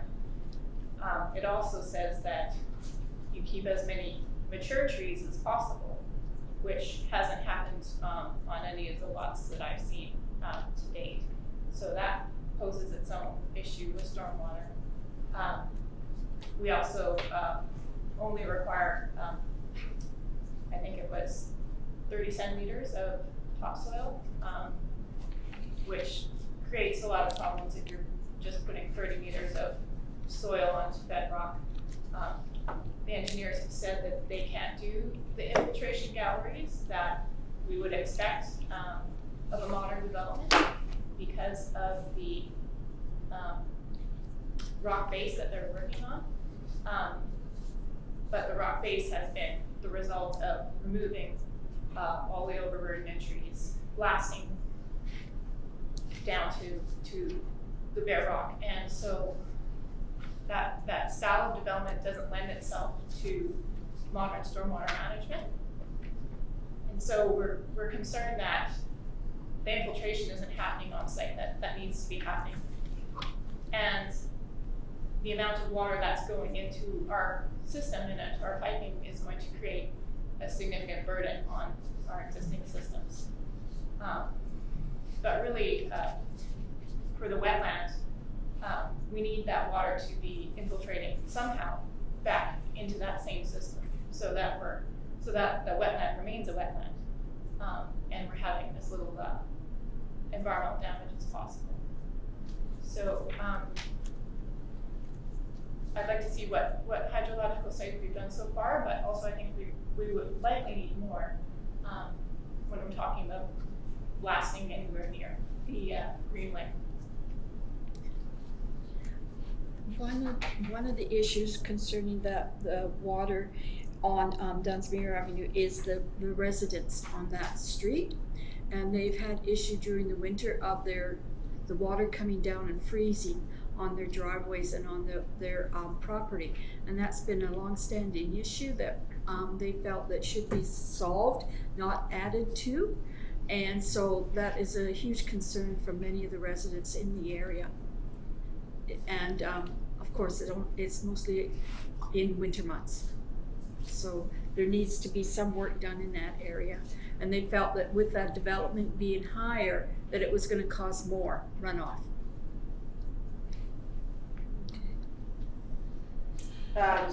Yeah, so it would be great to see a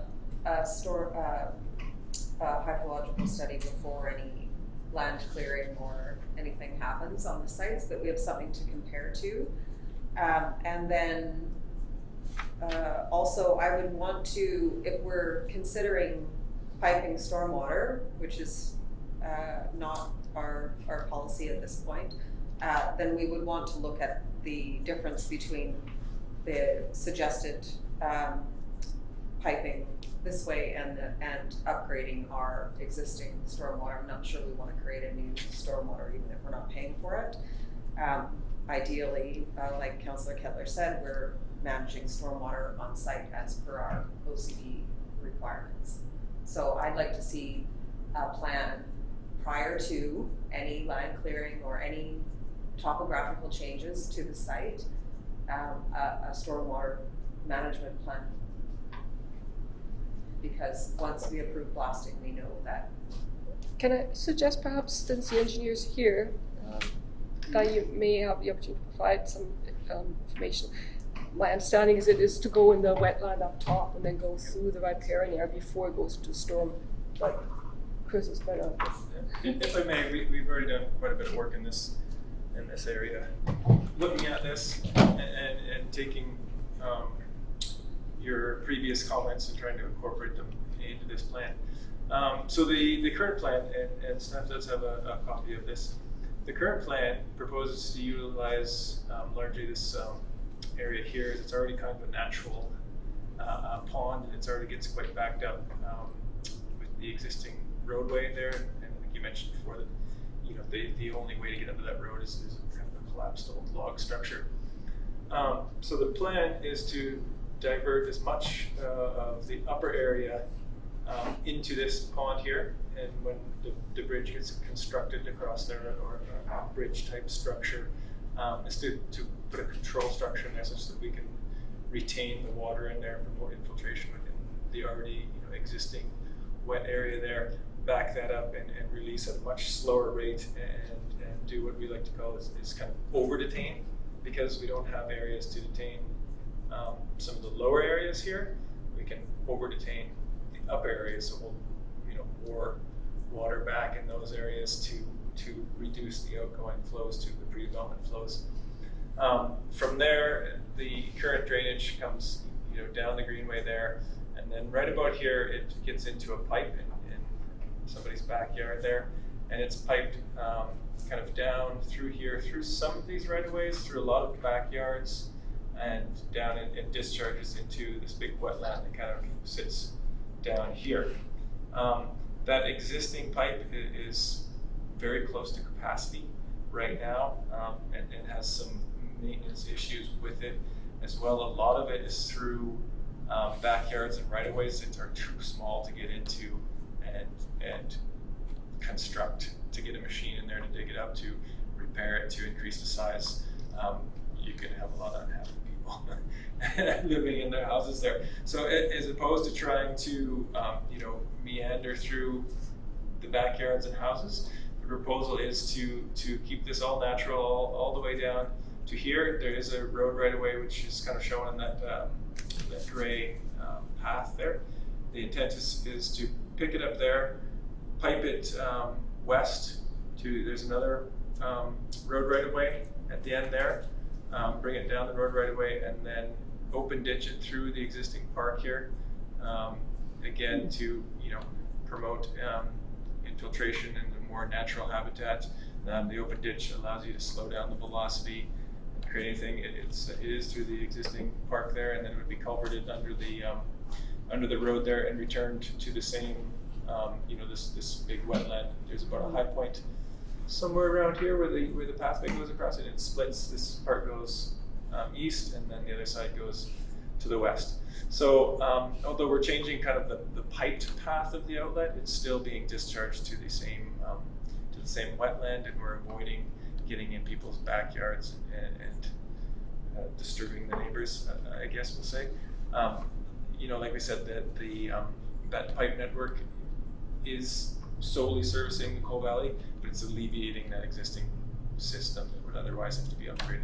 Okay, so is this replacing the need for us to fix that existing system from at that split point? Is your pipe taking all of that stormwater? Yes, the Not new just pipe for would your be taking. development, but all the stuff that's coming from the Yeah, all the stuff that's coming there today, and the intent is that we're trying to mimic the flows of today post development. But it would be picking all of it up and sending it this way to alleviate that existing system. So I appreciate the daylighting aspect and also using the existing green infrastructure. Thank you. But I also know that area because I live like 4 doors down, and there's an awful lot of water that comes down there in the rainy season. So I'm really through here, or just kind of all along the bottom bank there. All along the bank. There's a few there's a spot higher up the road where there's actually someone has a little pipe coming out of their retaining wall that the water comes. All the people on the top side have dealt with, just continue to deal with water running underneath their properties, and it hits the road, and then pools in some places or not. But that particular area is already has quite a lot of. And that's that's a large reason why rock pits are not recommended here, because what's going to happen is if you try and put rock pits anywhere along here, you're just going to increase all of that water coming out of there, right? So, and if we connected those two wetlands, that would help alleviate some of that, wouldn't it? Because it could back up. I'm not sure where the water starts to. Is it all flowing this way? Is it all flowing one way there, or is there? I know at some point in that wetland it splits, and water's going one way and water's going the other way. Well, it is connected through there, although very constricted through that bridge. But it is connected, and somewhere I believe it's off the property back here. This kind of starts to go the other way, but I believe most of this all comes down through here. Like I say, it's constricted at that existing crossing, and our hopes is to continue to constrict it, but in a controlled fashion, such that and I feel like probably that bottom piece was likely as wide as the top piece before that road collapsed and the water is not flowing. Yeah, I agree. This is I guess flooded, I guess you could say. Yeah, so I mean, there's quite a lot of slope still on that bottom piece that could also be filled, could take more water, I think. But In here, from what I've seen of it, yeah, it's debatable. I mean, you know, whenever you back up water, you gotta be very Yeah. careful. Yeah. and you know, the further away we back up water from all these houses, the better. Yeah. Because there's already issues that we know of. So, am I to understand you're putting a pipe that goes through that greenway, the Camp Road greenway, you're going to follow there and then put a pipe under the Comox Lake Road to put it into that wetland? Yeah, so the pipe would start right here, where the pipe does start now. There's a pipe right there that picks up everything coming down here and it gets piped out this way. So the intent would be to pick that up in a pipe, run it through that gray slot. There's an existing village road right of way, and then it would be piped west along Dunsmere to the Orchard Park. the next road right of way there, and then down and then open ditched through the park, culvert under. So I don't know the road name there. So, through the road into the wetland on the south side of the road. That will change the levels in that wetland. No, because right now where that water goes is it goes to Sutton Road. I can't see. Is this? Where is Sutton? This is Sutton here. It goes down to the bottom of Sutton and it's discharged right about here into that wetland. So it's the same wetland and it's quite flat and marshy, which means, you know, it kind of sits in there as opposed to just running out. So it would be discharging, you know, kind of just over here. The divide is roughly between those two where the greenway is. There are two exits out of it, one where the pipe is. It's roughly, there's a divide right there, and half of that swamp goes towards Maple Creek over here. The other half goes to Perseverance Creek and then down to Comox Lake.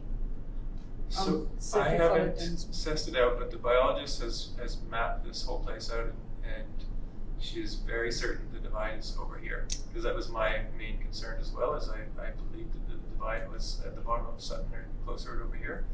But the biologist has walked this whole place in heavy rains and has told me that the divide is over here. But that's something that I just have concerns because that's a very special wetland. That's the Chinatown. This was all farmed, that land below Camp Road. And those wetlands manage water in their own way. To bring a lot of water in there could really change things, could even cause flooding in Chinatown, because that's exactly what would be the area where you would be bringing water that way. right, yeah, yeah, and I mean that would need to be double checked and worked out, but it's the current plan. So we have that, staff has that biologist report as well. Is that an old one or a new one? I would have to check and see if it's been. Yeah, the stormwater management plan I think was last fall, did, or maybe early this spring. I would have to check to see if the biologist's plan was in there as an appendix or not. It's been a while.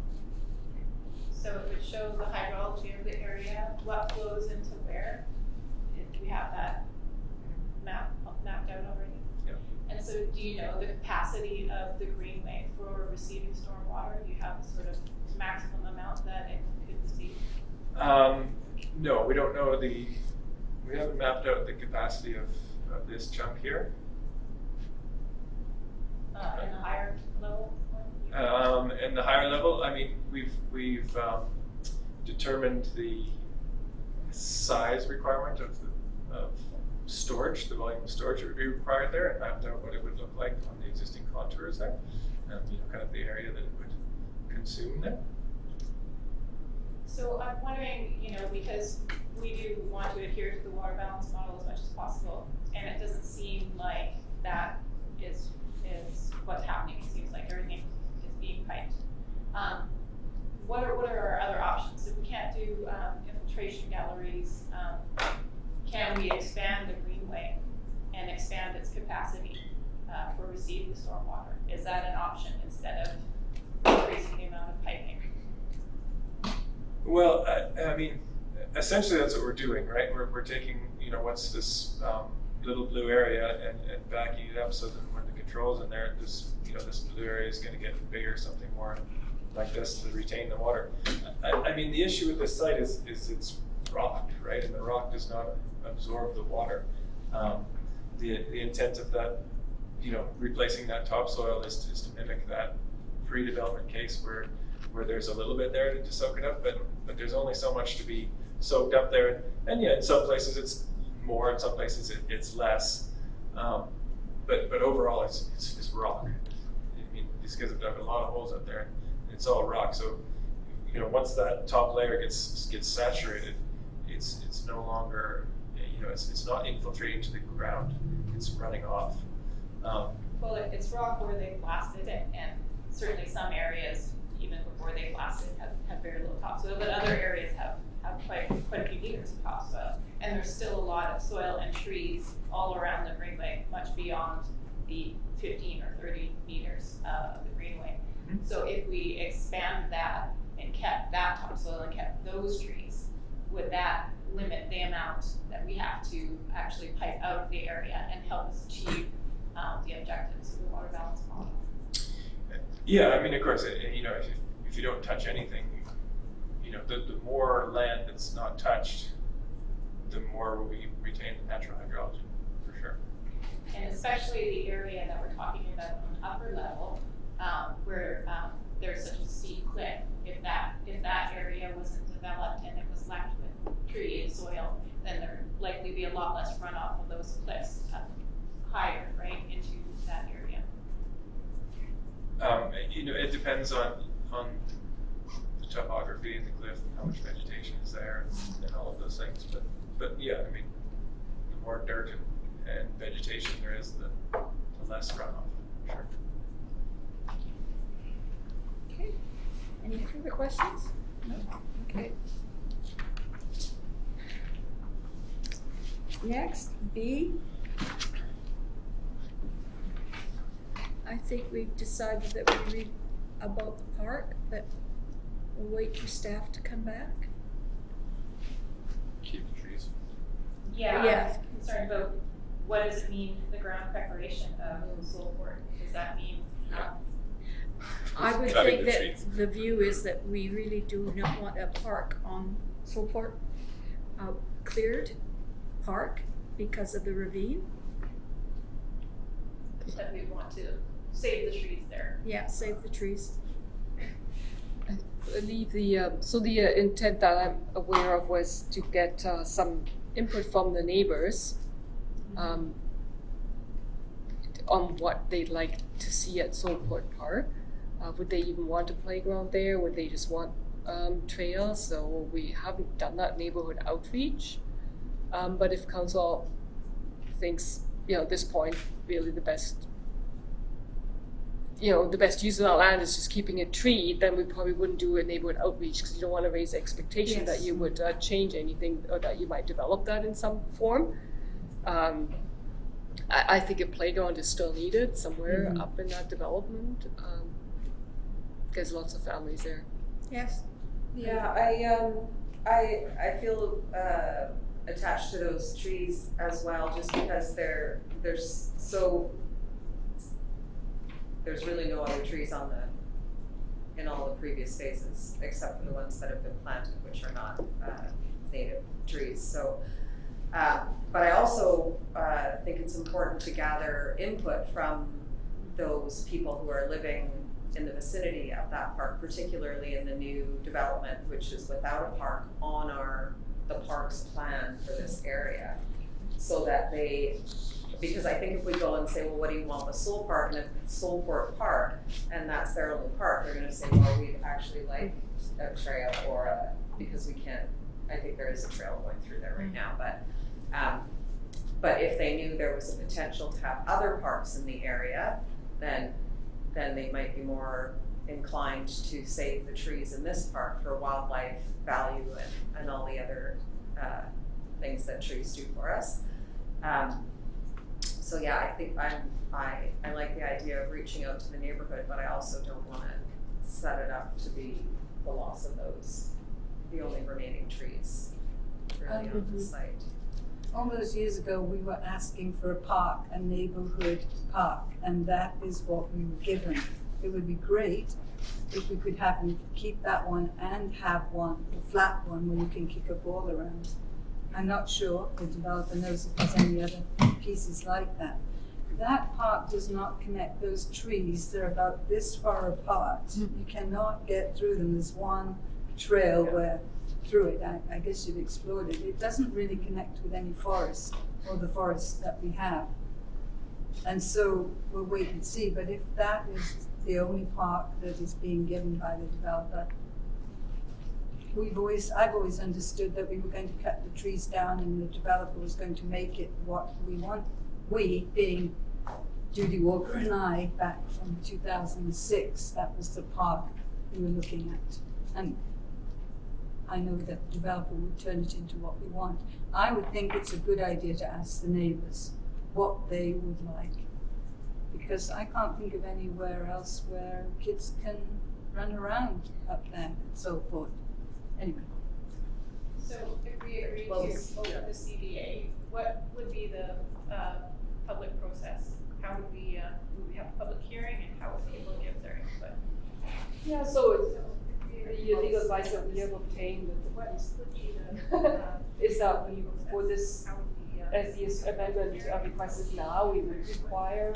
Yeah, so the legal advice that we have obtained, and please jump in, is that we, for this, as the amendment request is now, we would require a public hearing, like a public process, because it's not a minor change. Certainly if you change park space, if you change the size of an area, like the commercial area, reduce that in size,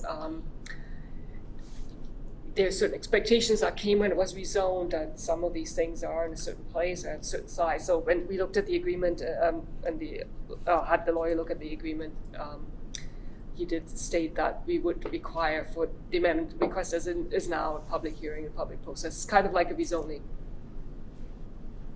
So residents would have ample opportunity, because I'm sure we'd have a public information evening and a public hearing, so they would have the ability to come and tell council what they would like to see there. So yeah, as part of our, if we treat it like a rezoning and as part of our rezoning process, the proponent is asked to hold a public information meeting, and then and we get that input and it goes through the process, which then includes a public hearing. Do you have your hand up to say something? Scratch my arm, sorry. Big hand, I guess. Okay, thank you. At what stage, though, would the public have the ability to have input? Would it be after the plan is a conceptual stage, or would it be at the building permit stage? I just want to make sure that there's an opportunity. My understanding is, and please jump in, is entirely up to council. So you can get this as final as you want, to a stage where you feel you can support this, and then ask the developer to hold a public information meeting. And then they have the information they need before it then progresses to through the meetings and the public hearing. It's really your discretion. You can ask for it now, but if there's a lot of things that you feel you still want to have more information on, or you want to have staff negotiate, work with the developer on, then perhaps now is not the best time to have a public information meeting.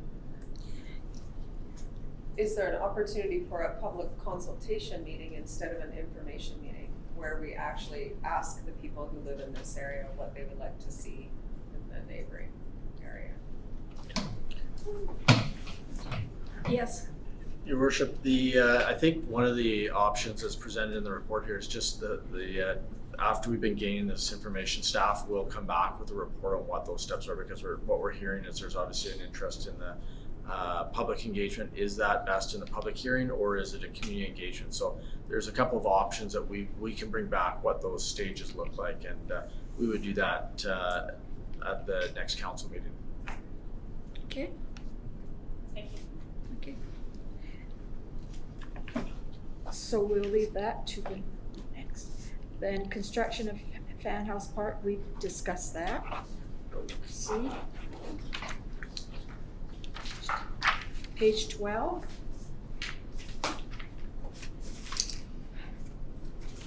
Comes right up here. So D, provide 1 hectare of raw land to the not-for-profit affordable housing provider such as Habitat for Humanity at the low cost of servicing to the lot. The proposed lot will be 300 meters from transit once constructed and a 50-meter walk from the village core. If approved by the village, Coal Valley would grade the proposed lot to provide a north and south access and a level building area. Comments, questions? Yeah, I'm not sure that we would want to build in that area at all, considering the slope and stormwater management issues. That's my feeling on that. And it seems like there's a narrow corridor that you have to go through to get to it. It seems like it would be a bit cut off from the rest of the development. Yeah, and I can't actually read the contour lines, but is it higher land or lower land? It's lower. It's lower, so I feel like it would be kind of dark. That whole property in that end is all up and down. Yeah. So, And some parts of it are considered wet, so. Yeah. That part would not be bad, but it would require some building. What would you do with the property if you weren't giving it to the nonprofits? Your worship, from what I've heard here tonight, I'm just wondering if we shouldn't just stay where we are. This is really not, it's not feeling like a good change, fair trade. The time lapse that we went through when we first did our original CDA was pretty onerous at that time. I feel like we're going through that again. I think if we're not interested in some of this stuff, maybe we're better to stay where we have already agreed, and we'll build what you see there now. If that works for everybody, I'm fine with that. Okay.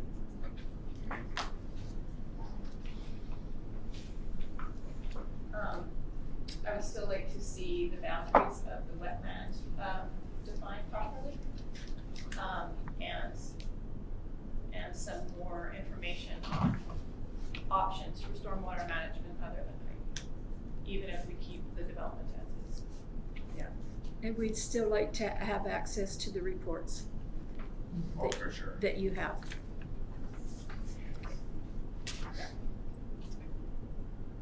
Okay.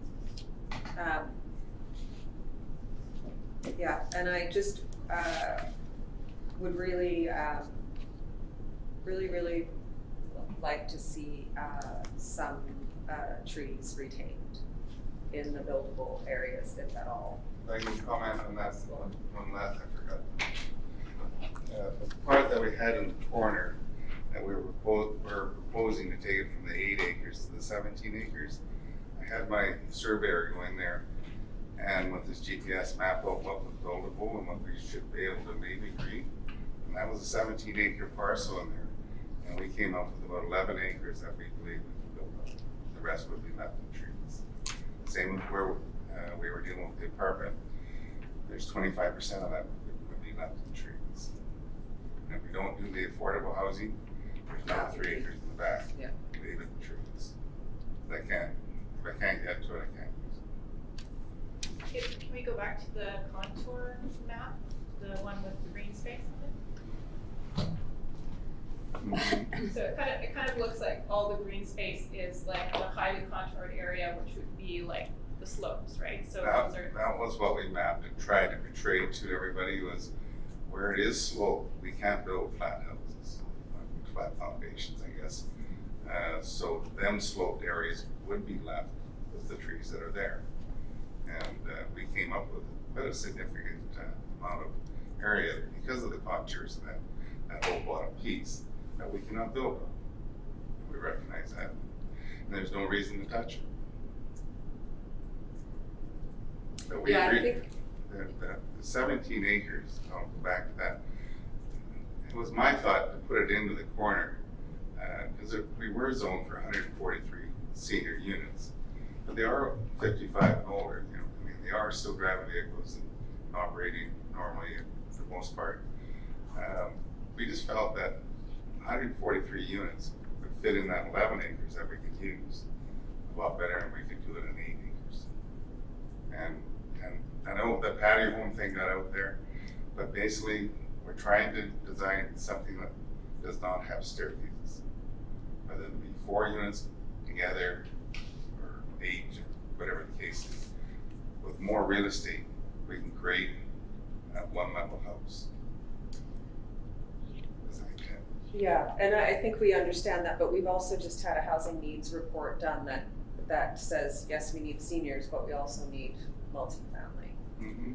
So we're just trying to balance those needs. And I think when we talk about tree retention, yes, absolutely on those slopes, not just for the sheer stability of the slopes, but in the actual buildable areas, so that they're also protecting and retaining stormwater and creating microclimates and wildlife areas and all that good stuff.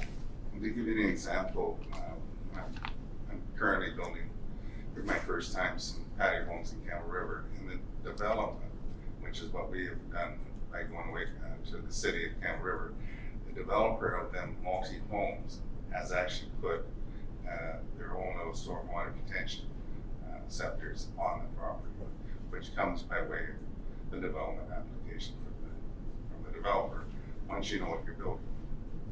So that there is further things that can be implemented.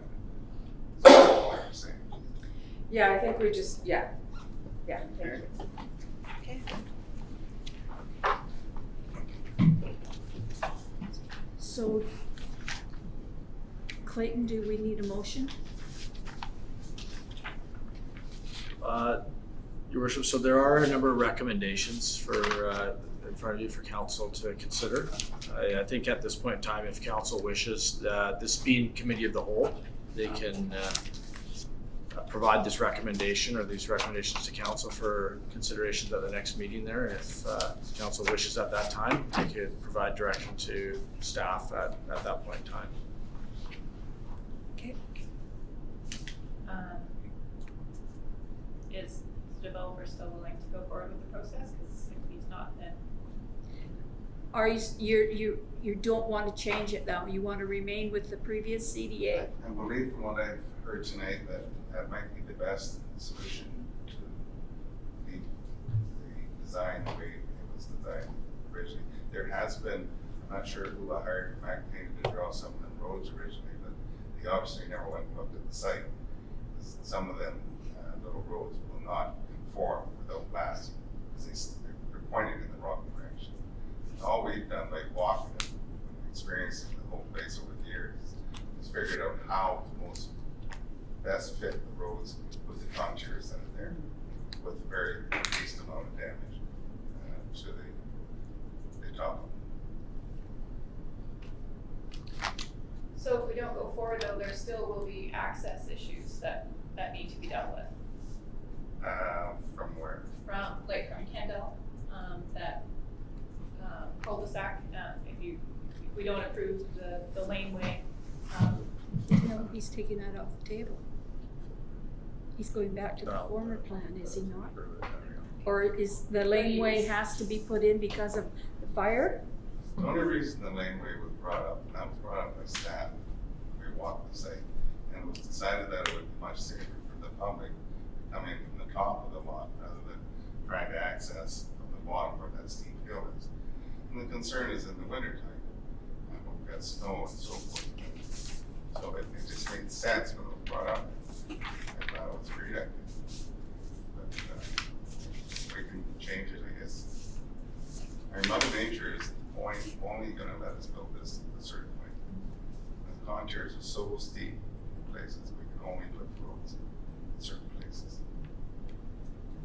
So does that come back to council for approval? Because that is a definite change to the former CDA, is it not?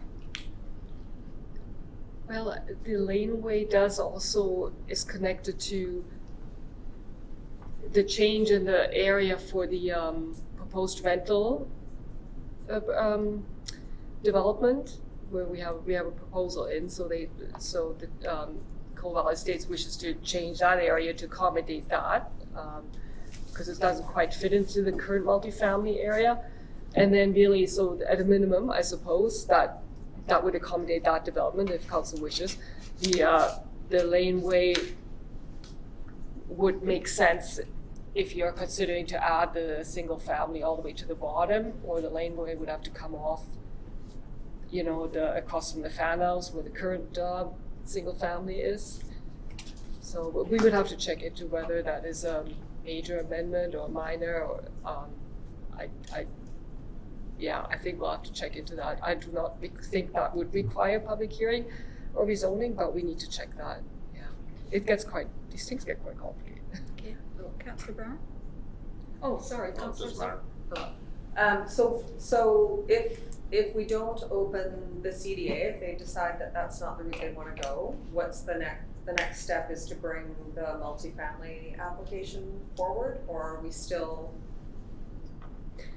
The multifamily application does require some level of amendment, a lot smaller than what we have received here, but yeah, it would require some adjustment to the multifamily area up at the end of Kendall where the bulb is, so it's a small amendment. I'm just wondering how many more units it creates by making changes. Like how many more properties? Sorry, are you referring just to the multifamily? No, like the single families go along the laneway is not creating more single family. Am I wrong? Let's see. Second. Just don't have the lot lines written out on here, so. Yeah, so you're adding just a few additional lots, but down here potentially across from the Fan House Park. So this is also only possible if council agrees to dissolve the Fan House covenant and straighten out this road. Then that would gain space, A, to straighten out the road, and B, to add some single family here. Yeah. Thank you. What are our recommendations?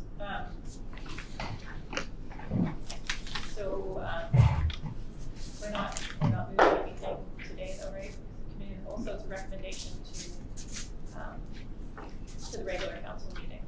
Yeah, this item will come back to council to receive direction at that point in time. So at this point in time, if council wishes to consider these recommendations, and if there is a change from the applicant and they decide to withdraw the request, certainly will provide a report related to what that looks like.